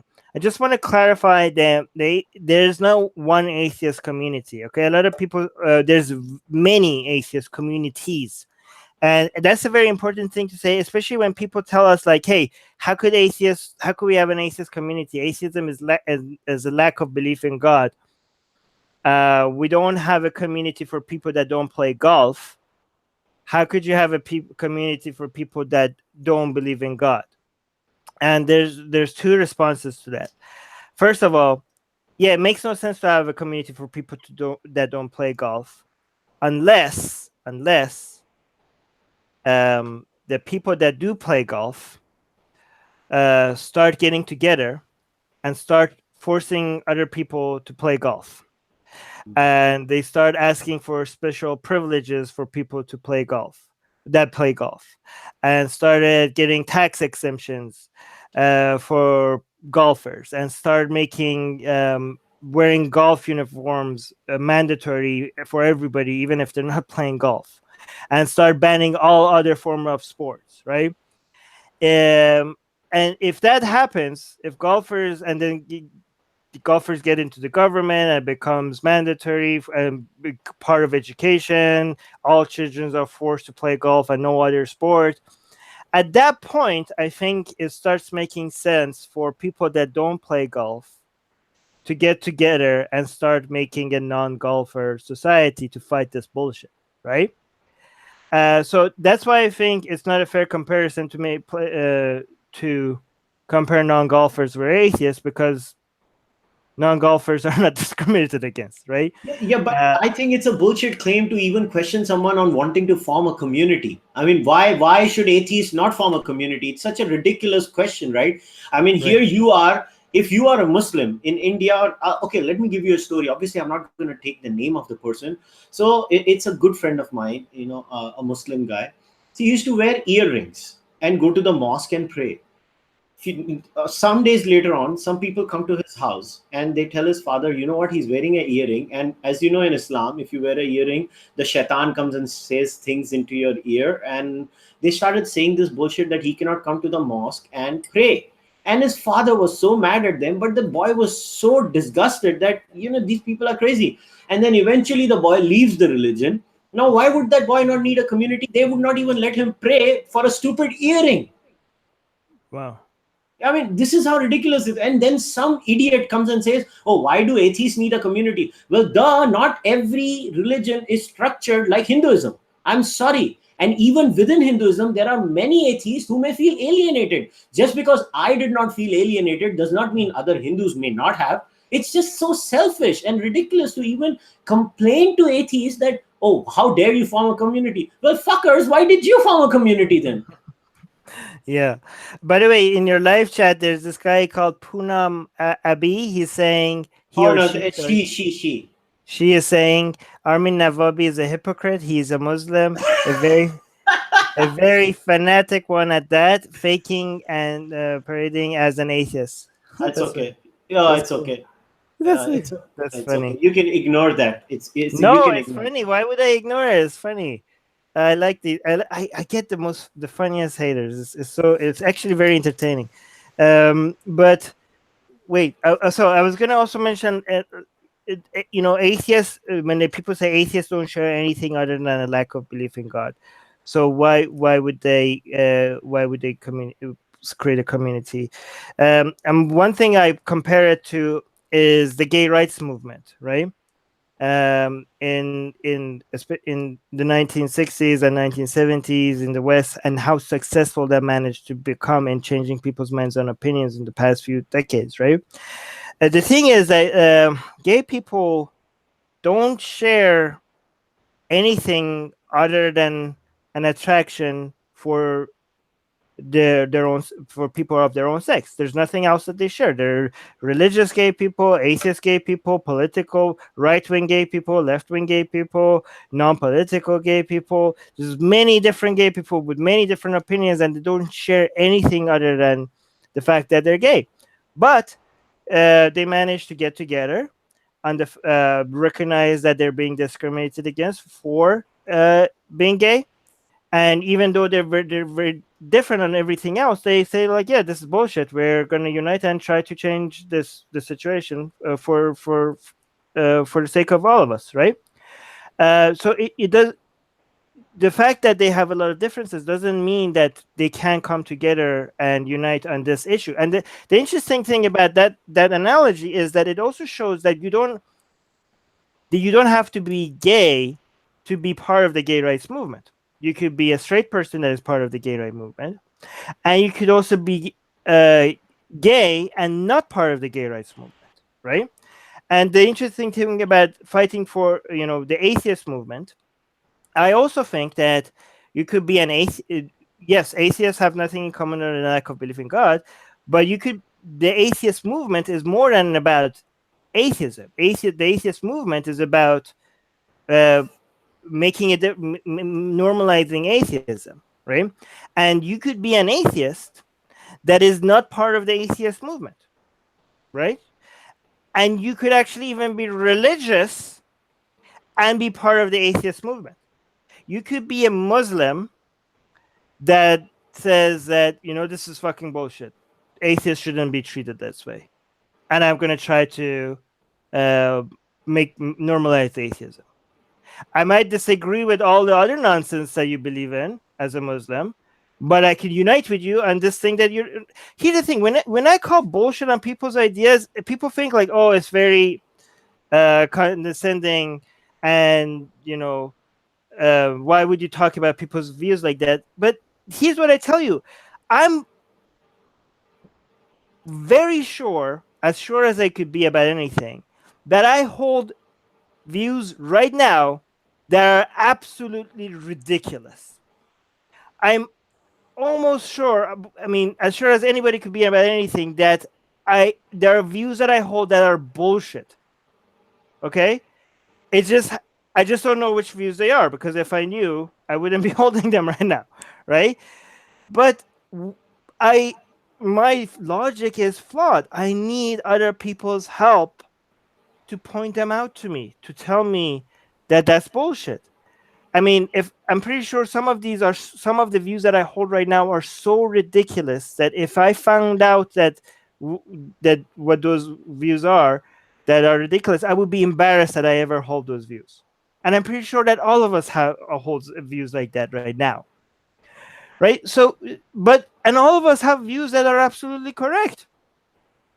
So, I could call, if a Muslim believes in Allah and Muhammad and a flying horse or whatever, I could be like, well, that's fucking bullshit.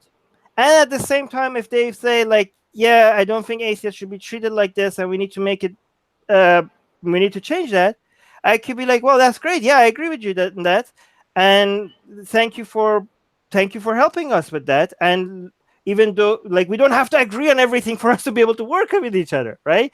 I mean, like on the things that we agree, let's work with each other on that.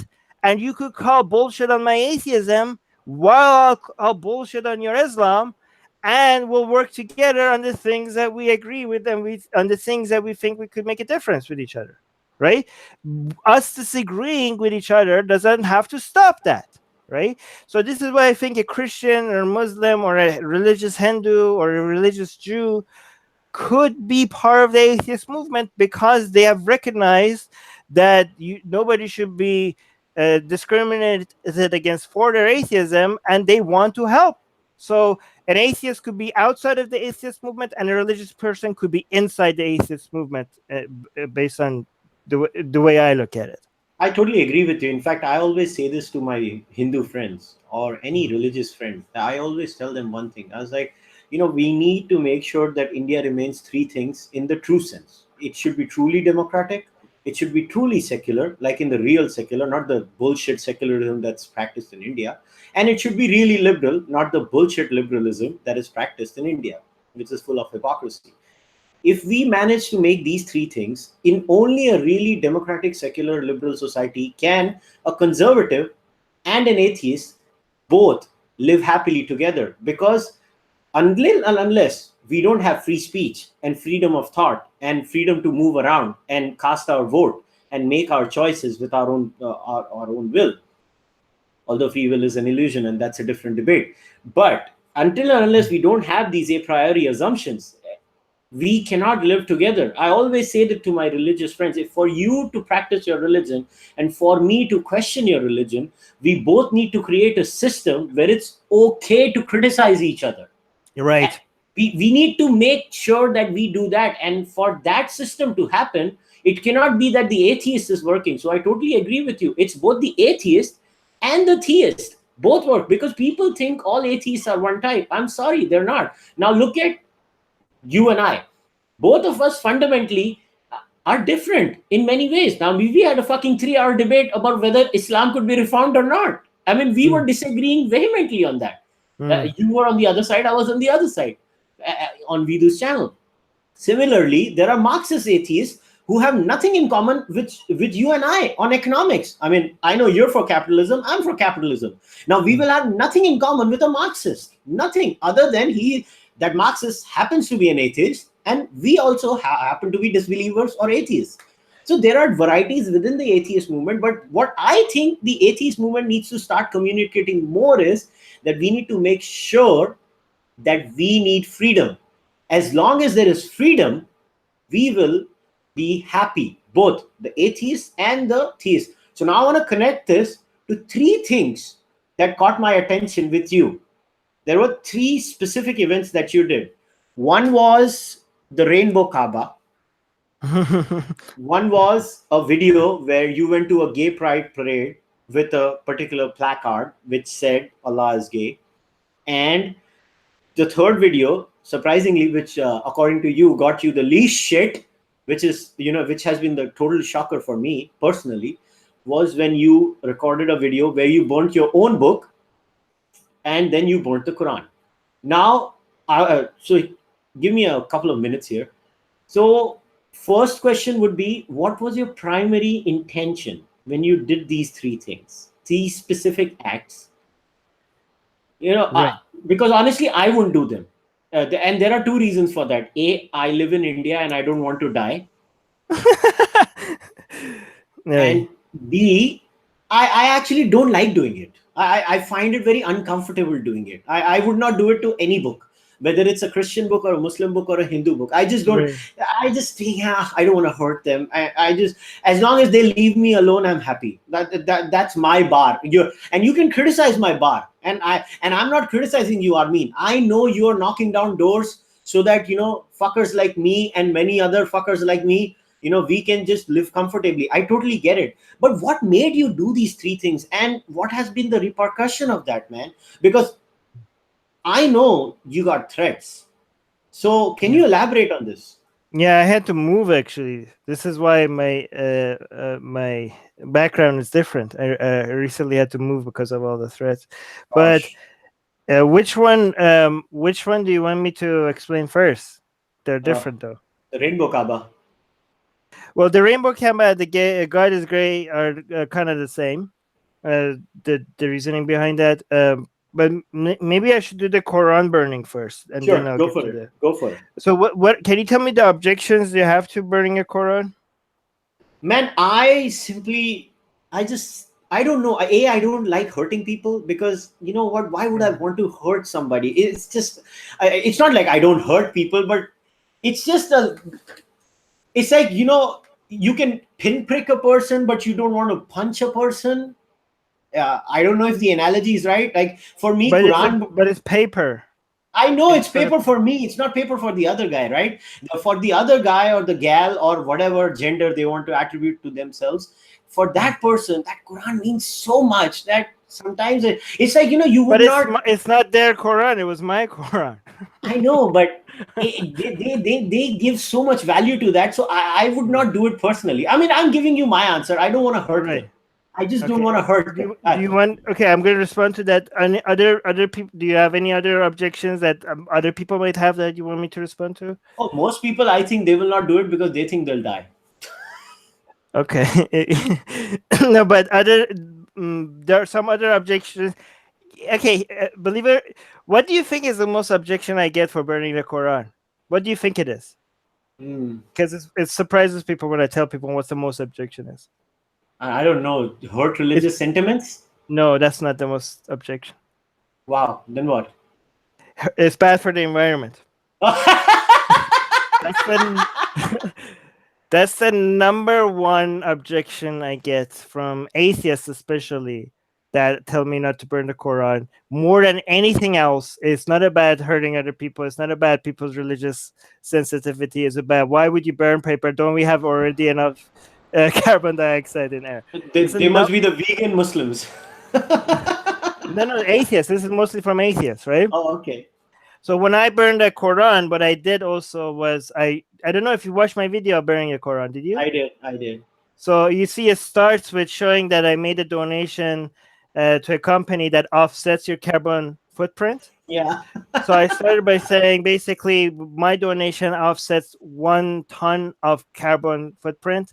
So I'm only burning a few pages, and there's no way that I'm creating that much carbon dioxide. So I'm pretty sure this donation offsets whatever I'm doing to the environment, right? So I started with that because that was the number one problem people have with it. With regards to hurting people's feeling, I think this is the main reason why the main problem I have with religion is the fact that it claims immunity because of hurt feelings, right? And the fact that that's the whole point of burning the Quran, right? Because what you're trying to show is like you can't build barriers around certain ideas because of your feelings, right? The thing is, if something hurts your feelings, I'm not denying that it hurts your feelings, but I'm just saying it's your responsibility. If I force you to watch me burning the Quran, then I am at wrong. I forced I hurt you on purpose, right? But if you come and find my content and watch me burning the Quran, that's on you, okay? And if you like, I can teach you how to block my page if you don't know how to block somebody. If you don't know how to control what you see on your feed, I could send you some YouTube videos so you could. I mean, it's really easy, right? Like, unfortunately, it's very like. I mean, I don't recommend making the content that you're exposed to be only the things that you like, but it's your choice. You shouldn't be forced to see stuff that you don't want to see.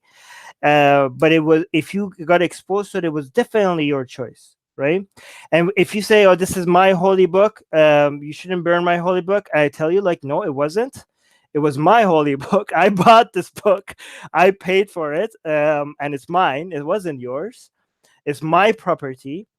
I get to do with what I want with my property. If you say this is hateful, I don't know if you watched the video. I wasn't intended to be hateful. That's why I also burned a few pages of my own book. Yeah. To say if burning the Quran is meant to be hateful, then this means that I'm being hateful also to myself, Yes. because I burned a few pages of my own book. A lot of people say, but you know, when we mentioned something about here. So, you know, when you ask me why this is your career, calling out bullshit on religion, the thing is that there is a lot of bullshit in the world to tackle. The problem with religious bullshit, is that it seems to be one of the very most powerful brands of bullshit out there, that has this, oh, this is, I'm sensitive about this, don't attack it because hurt feelings, brand of bullshit. Like, there's not that many ideas that enjoy this level of immunity, right? Like, if somebody says, oh, socialism is right, and the capitalist comes and says, no, socialism is bullshit, capitalism is right, and the socialist comes and says, like, hey, why can't you just respect my my economic theories? This is hurtful, this is offensive, just shut the fuck up and let me believe what I want.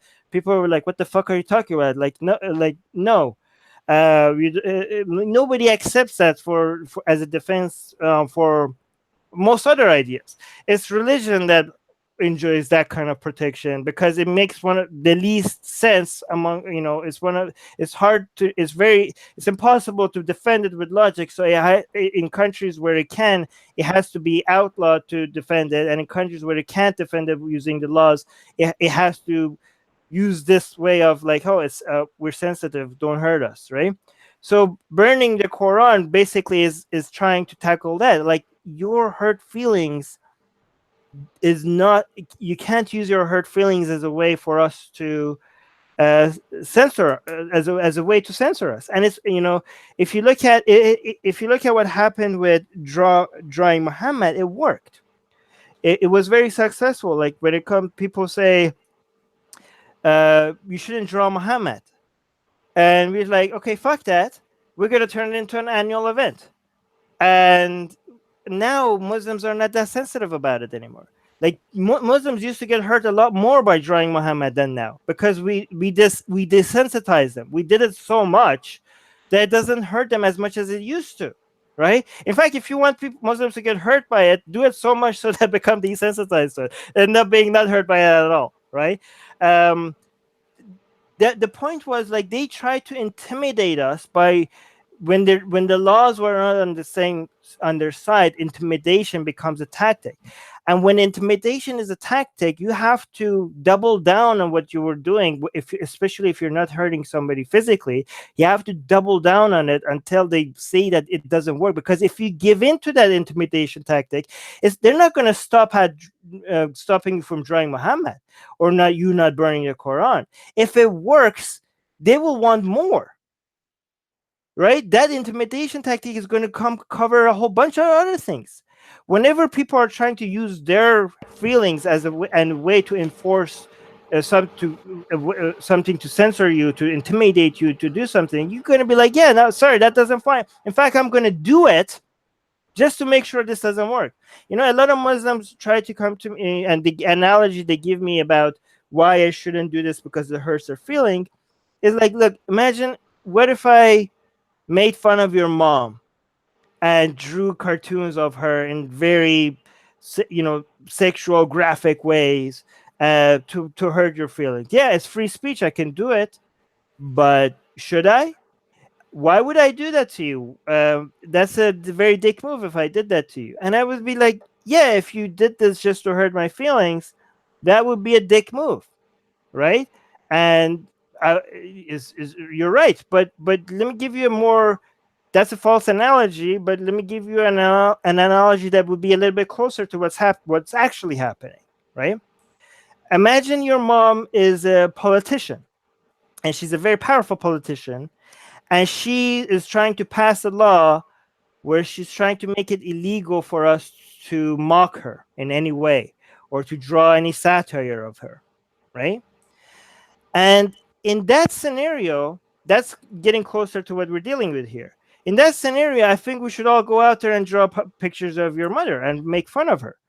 And we should make it so that it backfires on her. Like, what she tried to stop, it ends up being so much worse than before. So we could show to people, not only this doesn't work, please don't try this method, because to signal to everybody else that this method of censorship does not work. And the fact that you, as her son, is going to see this and you're going to get hurt by it is unfortunate. And I genuinely do feel bad for you. Like, this was not the intention. Like, if I'm burning the Quran and a Muslim that didn't want to see it does see it and gets hurt by it, that is, I'm sorry, I apologize to you, because it wasn't intended for people that didn't want to see it. A lot of people that are against this whole offense culture are saying, like, oh, you shouldn't be offended. No, people are allowed to get offended. People get offended. It's okay to be offended. How could you not be offended? There are some things that are so precious to people, and somebody shitting on it is going to offend you. You can't demand people not to get offended.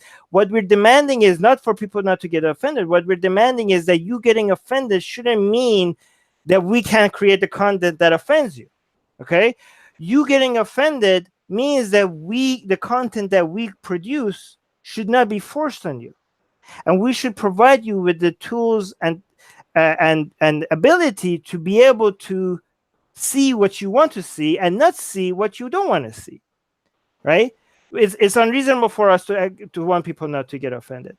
And if you do see stuff that it was not intended, if you're not intended for you, because we do want to create content for people that only genuinely curious to want to see it, I apologize. That was not the intention. But there's a bigger thing here, risk here. People don't understand how important a freedom of expression is. We want to go and express exactly the things that people are telling us that we shouldn't do, because we want to, anywhere that people draw the line when it comes to expression, if it's not hurting people physically, and people say this is the line, we want to break that line, because this is the most important. Every other right that we enjoy is dependent on our freedom to express ourselves. So we want to know where that line is, where people are drawing the line, and we want to cross it, because you don't get to draw the line. The only place where you get to draw the line is where people are actually physically getting hurt, when people are calling for violence, right? Yeah, I totally agree with you. The only censorship I personally believe in is self-censorship, where I, through my own free choice, decide that, you know what, I don't want to commit this action which might personally hurt someone. Because I don't buy this theistic argument of hurt sentiments myself. Well, imagine, the first religious book that I ever read were the Quran and the Bible. I had not read a Hindu scripture actually in my life. I was just a very nominal Hindu. Right. So when I read the Quran and the Bible, my sentiments were genuinely hurt. What about my sentiments? And then I read a few Hindu scriptures, my sentiments were hurt again. What about my sentiments? If hurt sentiments are the criteria, how come the religious texts and the religious people are allowed to hurt my sentiments as a disbeliever? But if their sentiments are hurt, it's okay. Now I this is coming from a person who would not burn the Quran, but I don't buy the hurt sentiment argument at the same time. It's the different thing that I will censor myself and not do that act because I try to put myself in their position. But sometimes I wish the religious people also put themselves in our position. That's all I'm trying to say. Yeah, I mean, I'm not saying people should go burn the Quran. I'm just saying I'm deciding to burn the Quran because there's nothing holy about this book. This is just paper and ink. A lot of people say, okay, so the two other reasons why people tell me why I shouldn't do it, right? Some people say it's censorship, and I also addressed that in my Quran burning video. Like that's bullshit. Okay, people are like, oh, it's like Nazi Germany when they burn books. Like, first of all, the Nazis burn other people's books. That was other people's property. I burned my own book. If the Nazis went and paid for books to be printed and then they burned it, that would be. And also, they were doing it to censor information. This is not censorship. There's free Quran apps. Okay, I told people like, hey, if you want a Quran, there's free. There's an app. It's much better than the book version. You can search for every verse that you want. It's there's in the digital age, in the internet age, burning a copy of a book is not censorship at all. In fact, it might be right now. It might be the opposite, because if I say I'm burning the Quran because of the content of it, it might encourage more people to go read it. So it would have the exact opposite effect of censorship. And me burning a copy of my own book, how is that going to censor the content? Nobody was coming to my home and reading my book. Like, who is this burning my book? Who is it denying access to the Quran? This was my book, and I also mentioned I have other copies of the Quran which I'm never going to burn because I have other copies that I like. Because here's my rainbow Quran. This is my gay Quran. I see it. Yeah, it's a beautiful Quran. I'm never gonna burn this one. I love this one, and I'm gonna tell people like, another thing people say is that, burning books are sacred apparently. Burning books, which is a source of knowledge. Why would you burn that? And I'm like, okay, it seems a little bit religious to me, because the good thing, anything special about a book, it's the content of the book. This argument, not the fucking paper and the ink, the content is what matters, right? I mean, maybe before the digital age, where the only way to contain this content was the paper and the ink, I see why you would be so obsessed with the paper and the ink.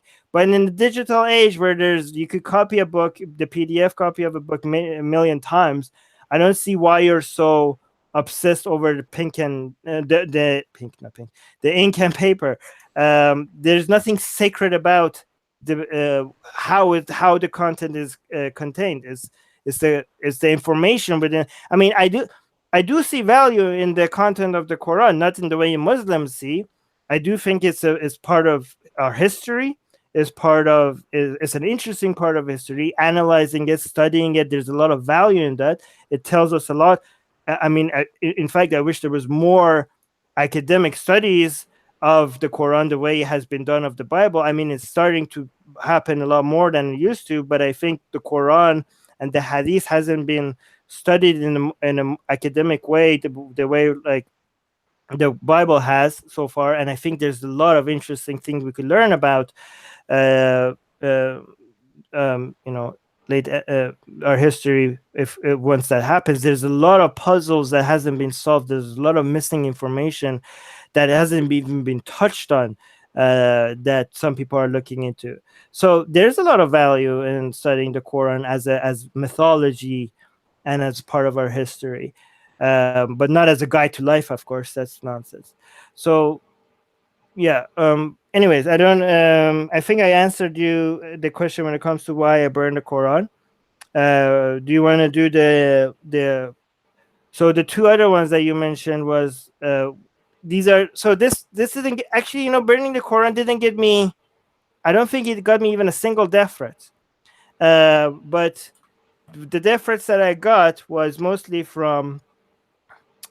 I mean, if I did get any death threats, I from burning the Quran, I missed it. Sorry to whoever sent me that death threat. Uh, but the most death threats that I got was the first one was when we photoshopped the Kaaba and we replaced the black drapes with the rainbow flag. That really pissed a lot of people off. We got beheading pictures sent to us telling us that this is going to happen to you. We got so many comments, people saying Hitler was right. I don't know how was that relevant to the gay Kaaba. And some people like, we're going to be Hitler times a million. I like, this is weird.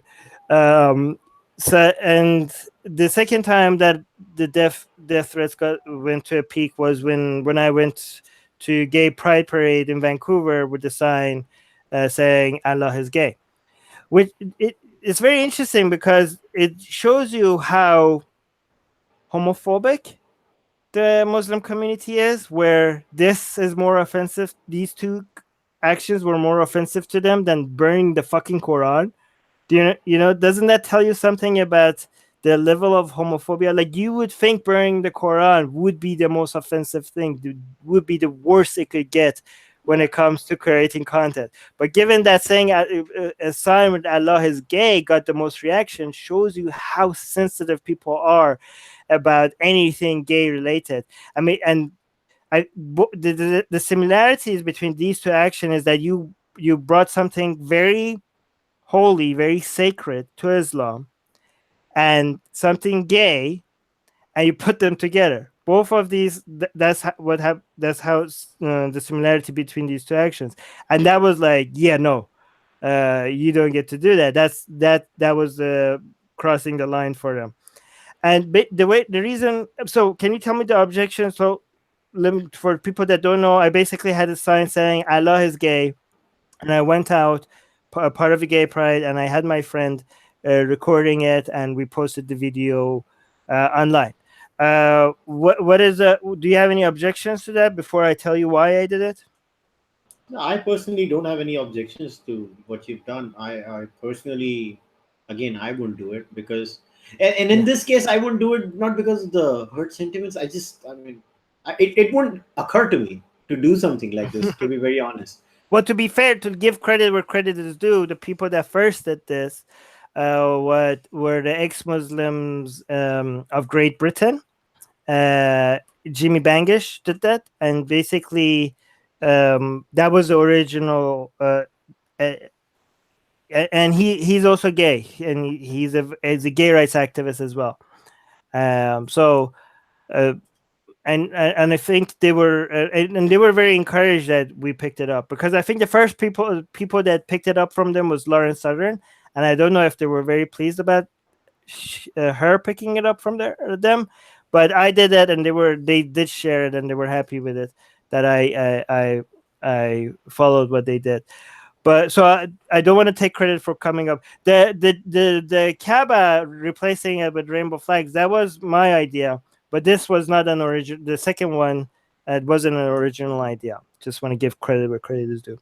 But so the reasons why I did it, first of all, is to I knew the backlash was going to be as bad as it got, and I wanted to highlight the backlash because it's one thing for you to say to people how big of a problem homophobia is in the Muslim community, and people are like, yeah, I guess it's bad in the Christian community as well.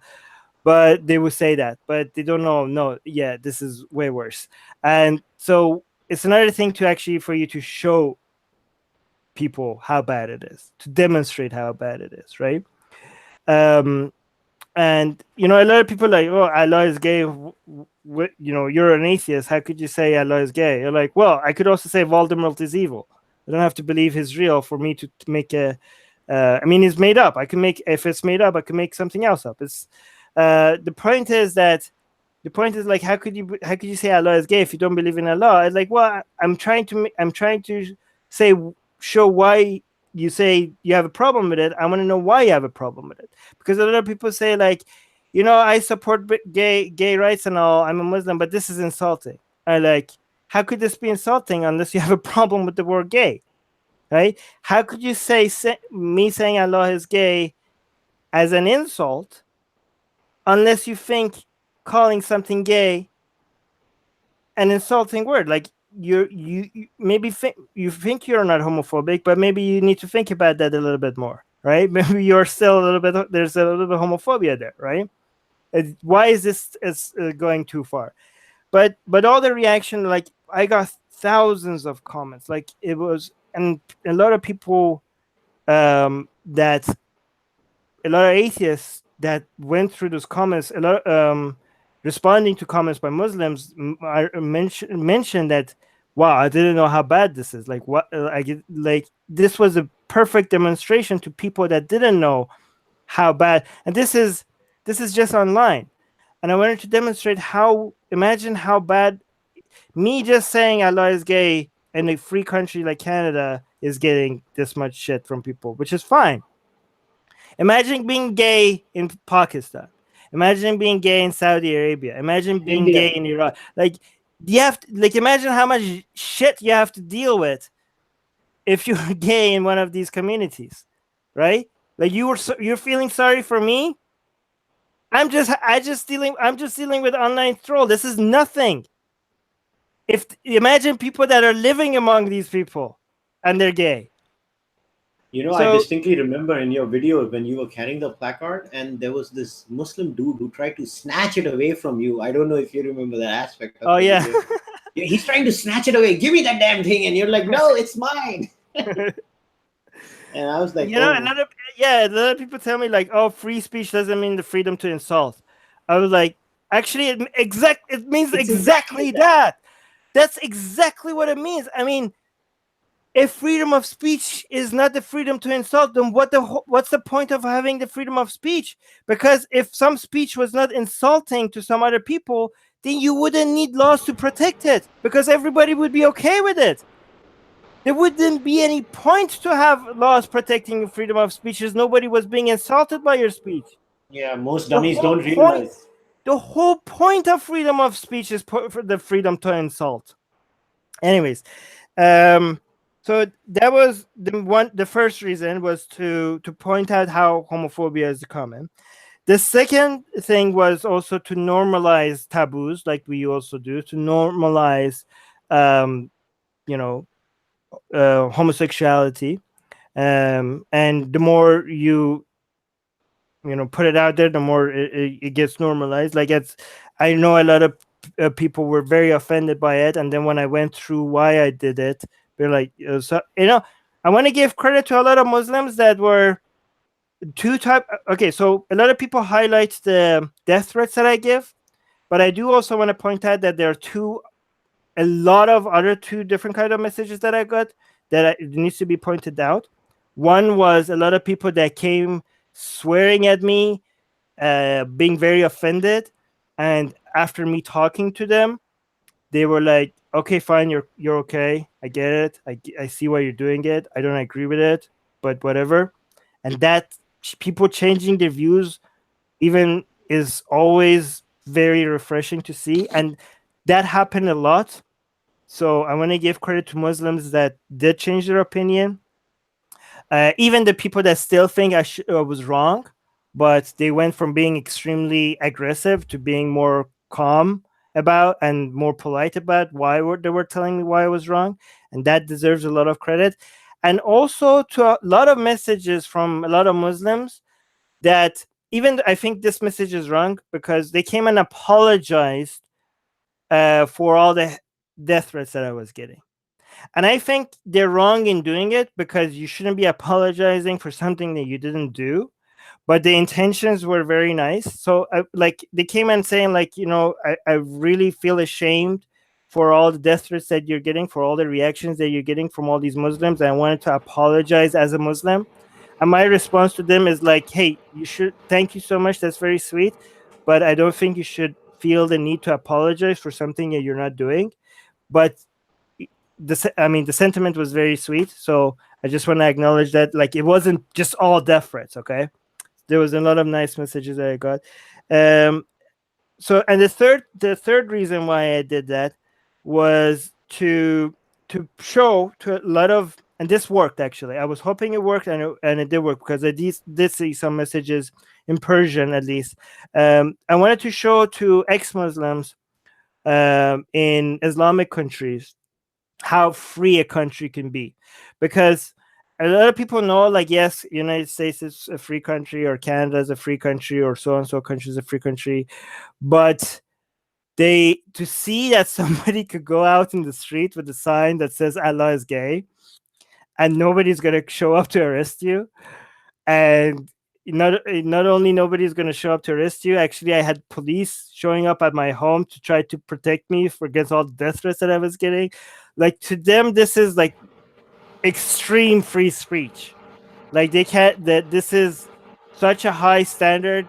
And I saw so many messages, like, it's an inspiration, not inspired by what I was doing, but inspired by the freedom in Canada. Like, I'm not saying, oh, I'm a source of inspiration. I was saying the freedom in Canada was that source of inspiration, right? To see that how free a country could get, like how, and I saw a message. I felt so sad reading this woman. I almost a girl. Apparently, that's offensive. This woman quote tweeted me, saying like, look, is it possible for some country to just be, she was mentioning it in Persian, is it possible for a country to really be this free? Could this ever happen in our country? And that was sad and beautiful at the same time. I think the high, when you set the standard so high, I think it inspires people to work for just a little bit of that, like to give people a little bit of hope.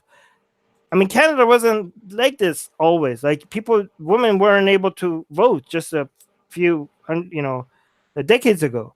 So changes like this are possible, and you have to show people, like, it is possible to get to have a country where you could get out in the street and say Allah is gay, and nothing is going to happen to you. So that was my third reason. Yeah. So, that's interesting. Now, I wanted to touch upon this last aspect before we wrap things up. Is you are a known figure in the atheistic movement across different countries. You travel a lot. What's in store for you personally in the future, and obviously for the Atheist Republic? And I want to connect this to, I did not mention this to you, but it just struck to me while I was listening to you about, building platforms, building a community.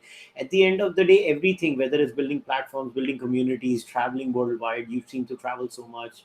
You're going to be traveling to Australia. I just read your tweet for some event in the near future.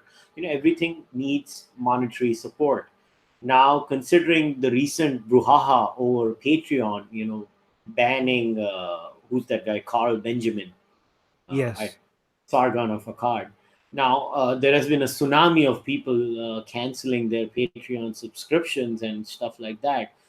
And I also wanted to know your opinion about the kind of a monopolization in the tech world where, if we need videos, we just have YouTube. If we want to communicate, we just have Facebook or Twitter. And basically, it's kind of a monopoly of platforms. Now, what worries me is that neither Twitter, not Facebook, not Patreon, these big tech giants, they don't seem to decide whether they are tech platforms or they are media platforms. They like to play between both worlds. Now, if they are media platforms, then they should be liable under the law. But then when it comes to being liable under the law, right, they say, oh, no, we're just tech platforms. We just give people space to share their views. But then they selectively censor a few views. which is like a media platform. Right. Now, considering all this, and that you are a full-time atheist activist, or an activist about good ideas and evidence-based ideas, what do you think is the future? How do you think you're going to cope with this phenomena in particular? And what plans do you have? Because I just saw a recent video, another video that you've launched, another YouTube channel.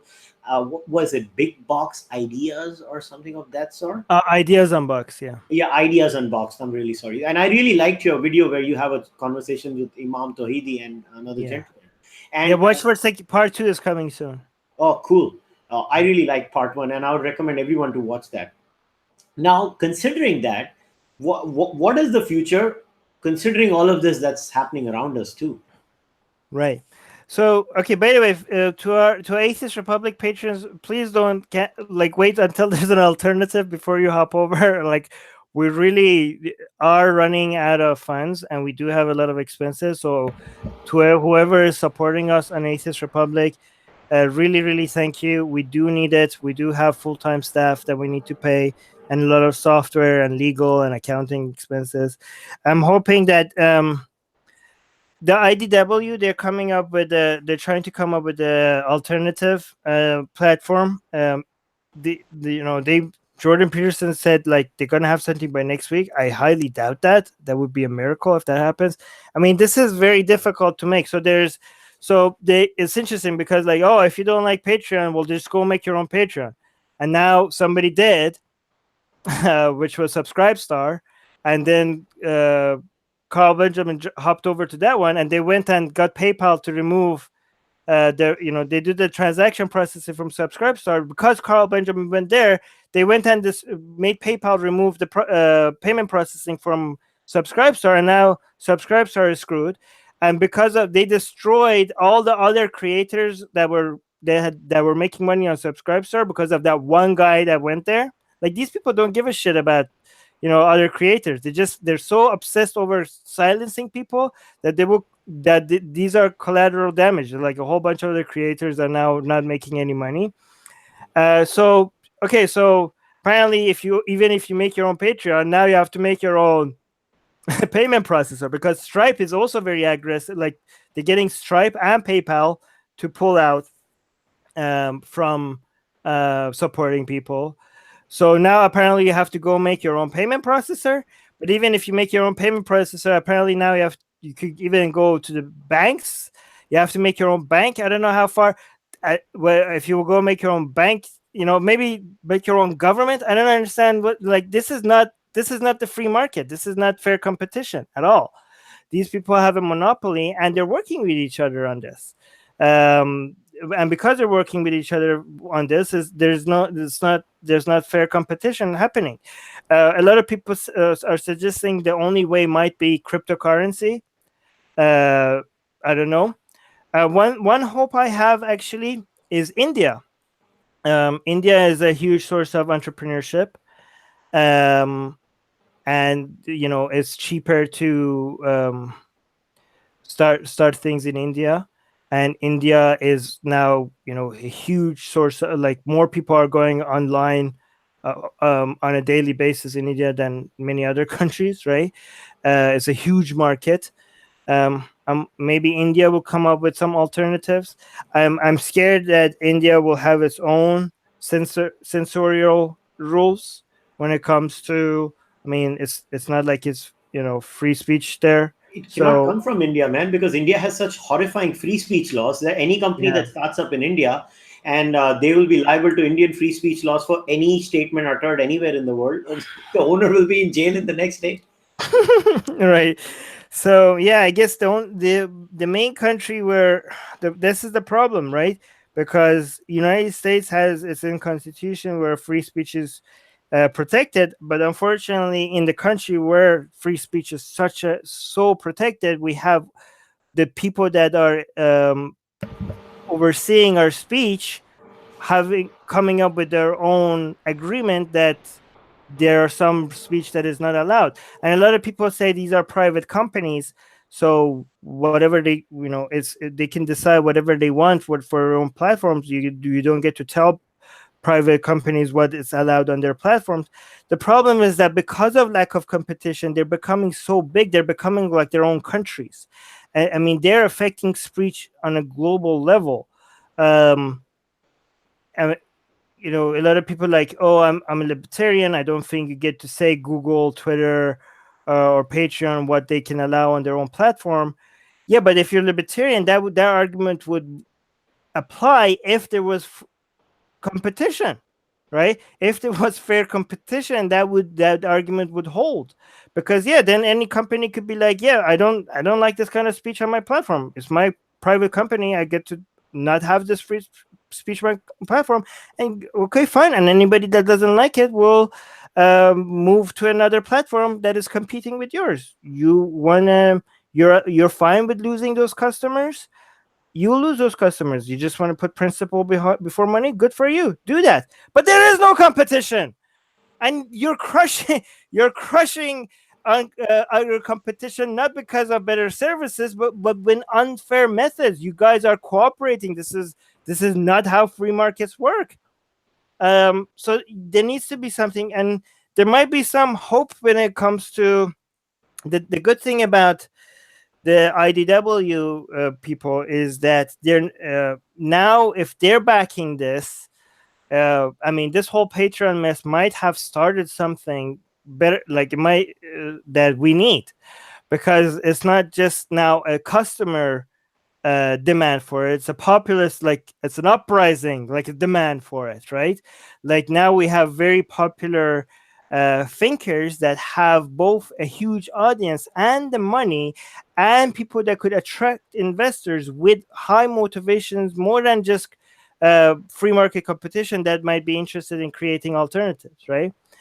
It's still very difficult, but this might be our only hope. Like as much as I shed on Jordan Peterson and some things some of the methods of Dave Rubin, they might be the heroes that we didn't ask for, but the heroes that we need right now, right? So we like, if they do this, like this, Carl Benjamin might be the martyr that started some that we all needed. Like he's our Jesus right now. So this might hurt a lot of small creators. I mean, I can't think of any other way. I mean, if this doesn't work, we're fucked. Like if Sam Harris, Jordan Peterson, and Dave Rubin and the Weinstein brothers don't get together and start something for us as an alternative, if this doesn't work, I can't think of, like, then we're gonna have tech tyrants and we all just have to accept that they get to control what we say. I mean, this is And credit to Sam Harris. I think he had the 13th biggest or largest Patreon account, and he just fucking canceled it. I mean, kudos to him. He's like, fuck them, I'm not dealing with them, and he just canceled the damn thing. And I was like, but he has a lot of money. People, please don't leave us, because we don't have a lot of money. Can you don't abandon us, please, until they come up with an alternative. And then we will give you those alternative ways to support us. Like, we really need the people that are supporting us. We do really need your support right now. So you guys have a Patreon account for the Atheist Republic. You guys have a Patreon account even for the. We also have PayPal on our website, atheistrepublic.com. And even for the Secular Jihadist podcast that you're a part of, even they have a separate Patreon account, right? If I'm correct. Yes, we do. Yeah. So anybody who listens to this, watches this, whatever, man, please support Armin Navabi. All the projects that Atheist Republic does, he's doing a good job. So what's the future, man? So what do you think? What's the next step for the Atheist Republic before we wrap things up? Before I tell you what's next, we're also going to look into creating a Bitcoin wallet on our website, so that's coming as well. Cool. But the next projects that we have, the main thing I want to do once we get enough, we can hire more staff and get enough translators, because translation, man, is expensive. And a lot of we do have a lot of volunteers, but volunteers, they have other jobs. They come and go. They don't the volunteers are good for short-term things and monitoring things. It's not good for long-term projects where we could rely on somebody to stay with us long-term and see something go through. We do rely on a lot of full-time staff members.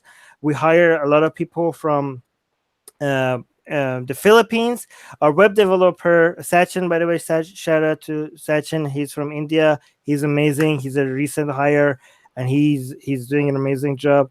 Drupal developer, but the next phase is basically to replicate everything we've done on a more local level, like Atheist Republic India, for example. We want to have Atheist Republic India. We already have Atheist Republic consulates in India, which are city specifics, but we want to have a country specific Atheist Republic India, where it has its own Atheist Republic India podcast, Atheist Republic India YouTube, Facebook page, Twitter, and newsletter. And we create weekly shows specifically about religion and atheism in India, and content based on what the Atheist Republic the Indian members of the Atheist Republic community want to hear and what they want to be addressed. And I'm hoping we could.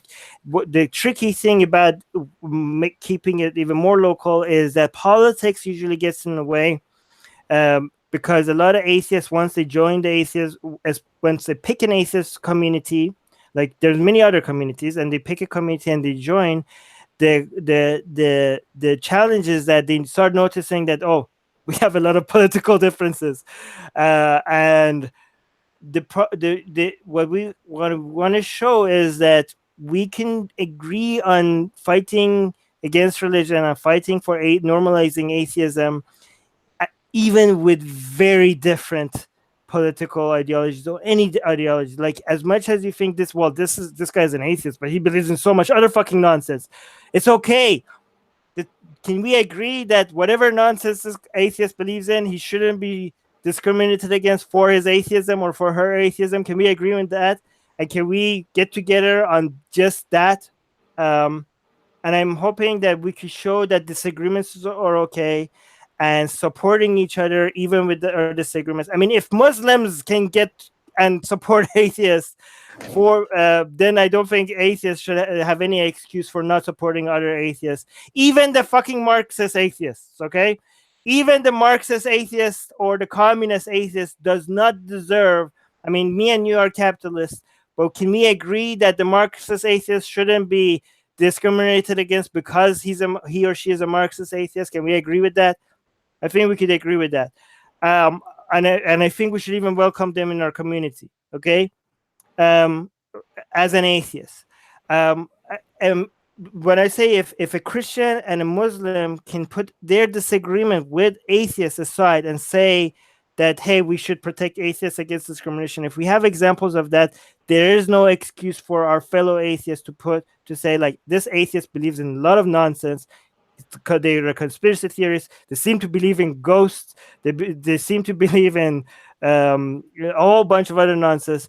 But I still believe that he or she shouldn't be like atheists. They're the most ignored group out there when it comes to protecting, like, Muslims. When Muslims are wronged, many other Muslims speak for them, and rightfully so. They should, Muslims get a lot of attention when there's discrimination against them, and not that it's good that they get attention, and they should get even more attention when people wrong them. When Christians are wronged in Egypt, when Christians are discriminated against, it gets a lot of international coverage, and it should get even more international coverage, rightfully so. That's good. When Jews get discriminated against, it gets a lot of coverage, it gets a lot of attention, it gets a lot of support for the people that are being oppressed and wrong, and rightfully so. It should get even more coverage than that it's getting. When atheists, on the other hand, when they discriminate against, there's not that many people that give a shit, and we are here to give a shit. That's awesome, and I really hope that you guys grow even bigger and even stronger in what you're doing. And I'll try to help you guys in whatever way I can. Although I don't know if I'm part of the atheist community. I've never, like I said, you are. So, I think you are. I mean, I would be very happy to have you as a. I mean, what you're doing is atheist activism. I think, right? What you did today. Yeah, in a way, I've always avoided the tag because in India the tag is so sullied because of the Marxists. It's a judge. But It's that's why we need to use it because we need to normalize it. You know, have you heard about the slut walk? yeah, Okay, so they use the word slut as a way to insult a certain woman, and now the women they started the slut walk and like we're gonna use whatever you use to insult us, we're just gonna take it and we're gonna be like wear it with pride and we're gonna like fuck you, all right, this is we're gonna use this is why a lot of gay people proudly use the f word on themselves, right? um because like whatever words you want to use to demonize us, we're gonna wear it with pride, and I think that's a very effective way of normalizing demonization against a very against a certain group. So a lot of atheists that say, "Yeah, I'm an atheist, but I don't really like to use that label," which they should be free not to use it. I mean, even if they are atheists, they don't have to use it. But I want to encourage them to use it, especially because that word is demonized. Because it yeah, shouldn't be demonized. yeah. I don't think so. Any word should be demonized. And everybody and anybody should be free to. At the end of the day, as long as we have freedom of thought and freedom of expression, and that I think that is the key. And that's where I would like to end this discussion. That all of us, atheists or theists, Hindus or Muslims or Christians, the day we realize that for us to have a platform where each and every person can have their say and not let our own personal rights be curtailed, is if we make sure that there is freedom of expression and these ideas about freedom of thought are spread across the world. So if they are spread by religious people, if they are spread by atheistic people, it doesn't matter, as long as we agree on this basic a priori assumption that for a theist and the atheist to have a say, both of us need freedom of expression, democracy, secularism, and liberalism. So, and I would like to thank Armin for whatever work he's done. And to each and everyone who's going to watch this and listen to this, I want to repeat once again, please support each and every podcast that Armin is involved in, whether it's the Secular Ah, Jihadist podcast, whether it's the Atheist Republic, or the latest one that he's come up with. Please go. ideas on both. Ideas Unboxed. Go there, support him, share the links, watch them. He has the most interesting guests. And Armin, once again, thanks a lot. I really had a great time talking to you, and hope to have many more interesting conversations with you in the future. Yeah, thank you for having me, and thank you for everyone in the live chat. Thank you. Sorry for if I missed any of your comments, but thank you so much for your support. All right, guys, take care. See you in the next podcast. Bye.